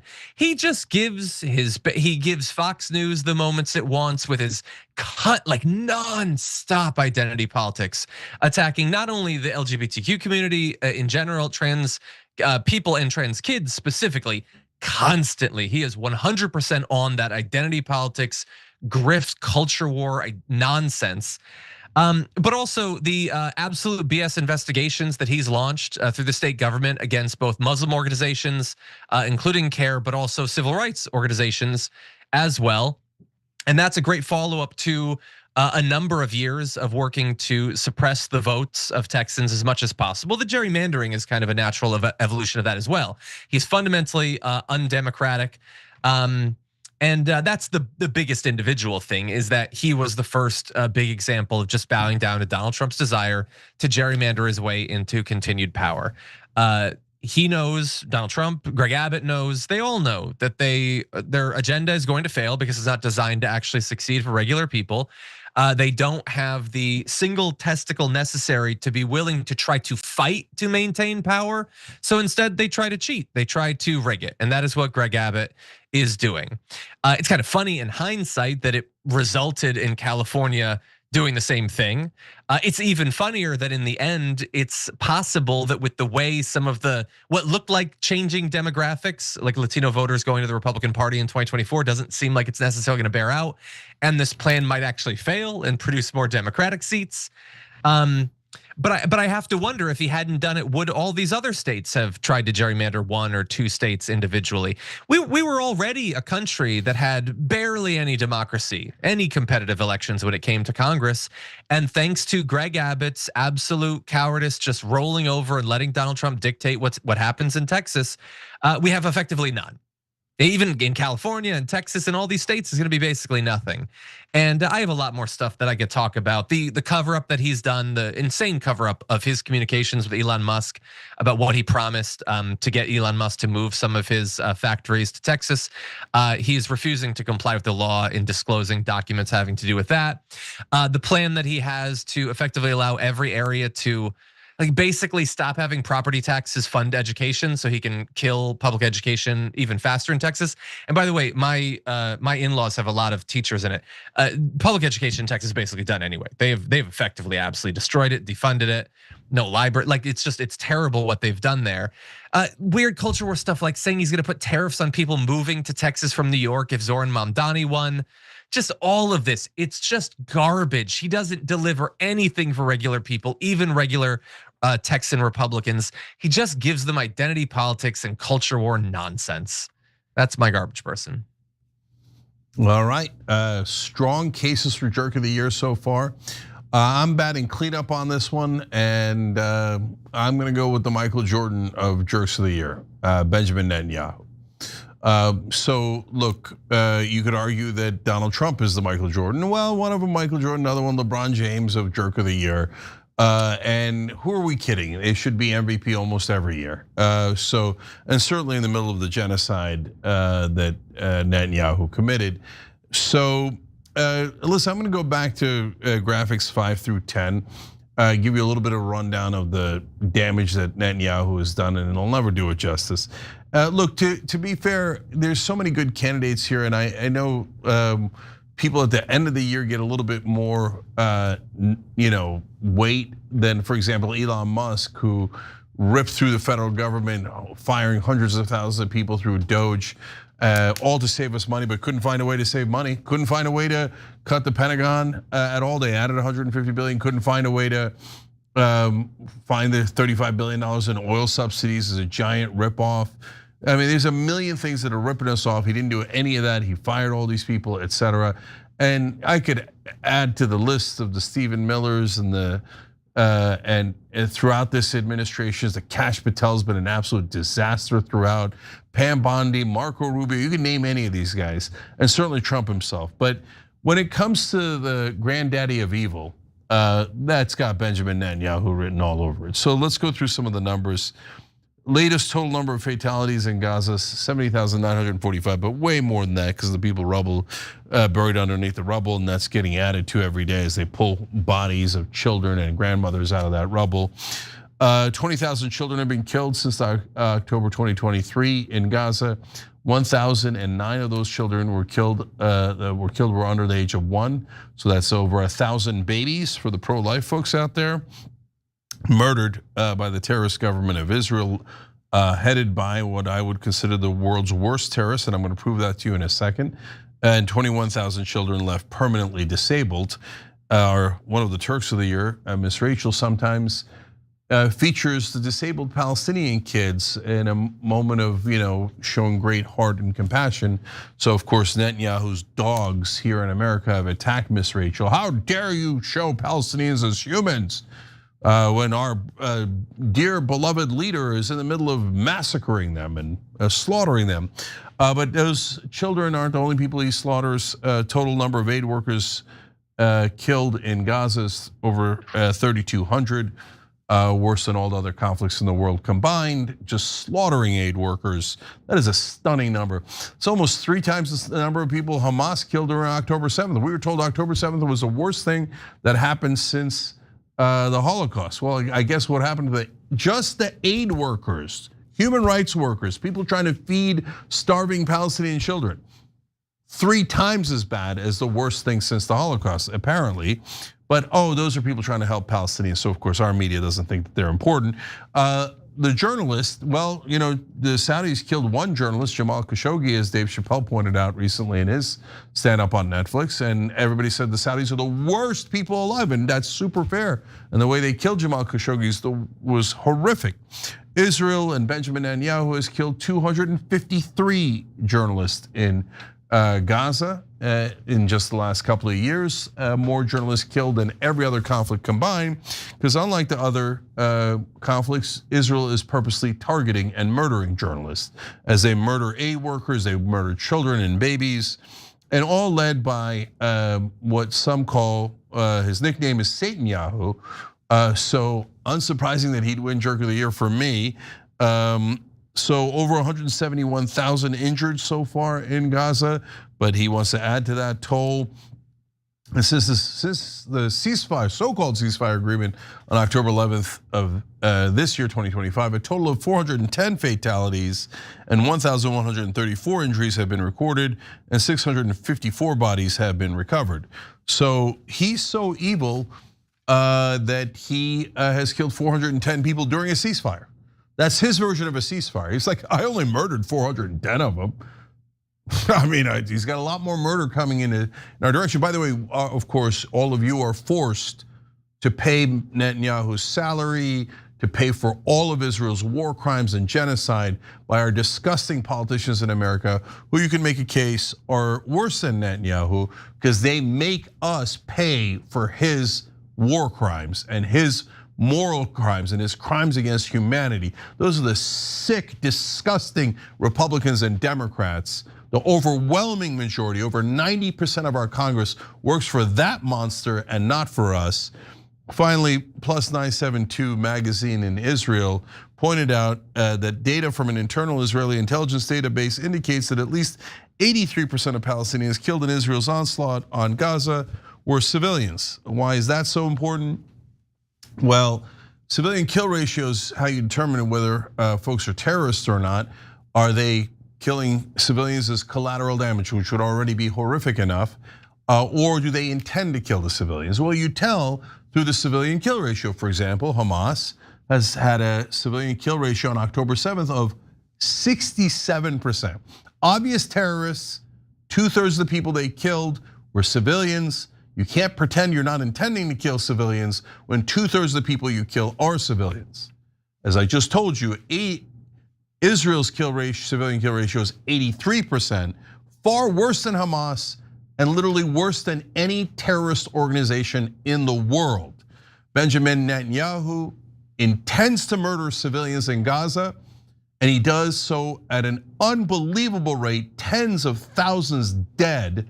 Never any evidence that anyone was part of Hamas, but even if you take the IDF's internal numbers, worse than any terrorist group in the world. And that terrorist leader, the sick, disgusting terrorist leader of Israel, is Benjamin Netanyahu and deserves jerk of the decade, the century, but for now, my jerk of the year.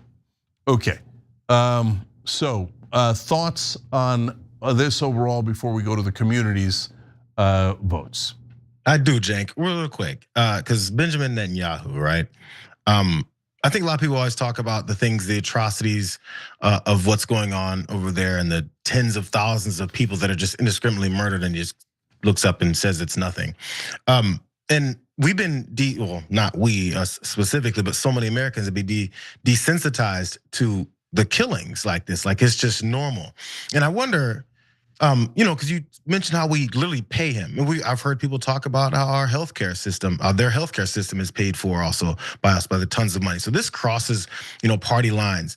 I wonder, focusing on the fact that we pay this, murderous monster money to be who he is and carry on his life. If that's something that I'm always looking for different ways for people to really see and grasp the devastation to which we're paying all of our money as we complain about our economy and our taxes and all this stuff, going to people that are doing the things that apparently we've begun to start accepting, which is the indiscriminate murder of certain kinds of people because of who they are. I just wonder if that's ever gonna be something that can stick to, because I don't hear it enough of how much our money goes to his actual pockets and makes him, who he is. Well, today Trump said that Israel should pardon him for his corruption. So whatever money's going into his pockets, he can keep it.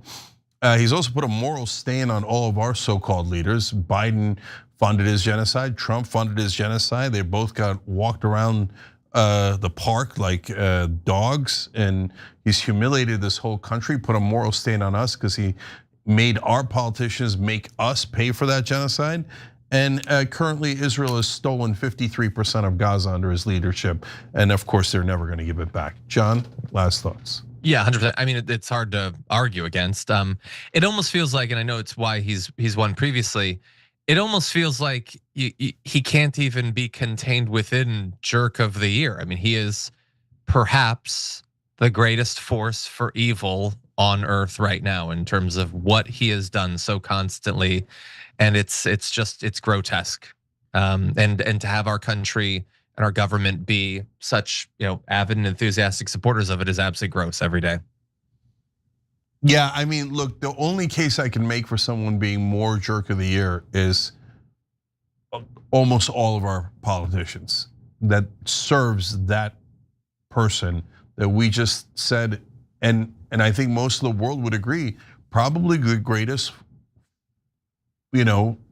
force for evil on the planet. And we're all made to pay him. We're forced as American citizens to pay for his war crimes, his genocide, and that moral stain is then on us. And the whole world looks at America and goes, oh, I guess they're dogs of Netanyahu. I guess they'll do anything Netanyahu orders them to. They'll finance any genocide, etc. Now, I know the hearts of the American people are not there at all, but our politicians will do anything for money. They're the most disgusting, corrupt people I have ever seen.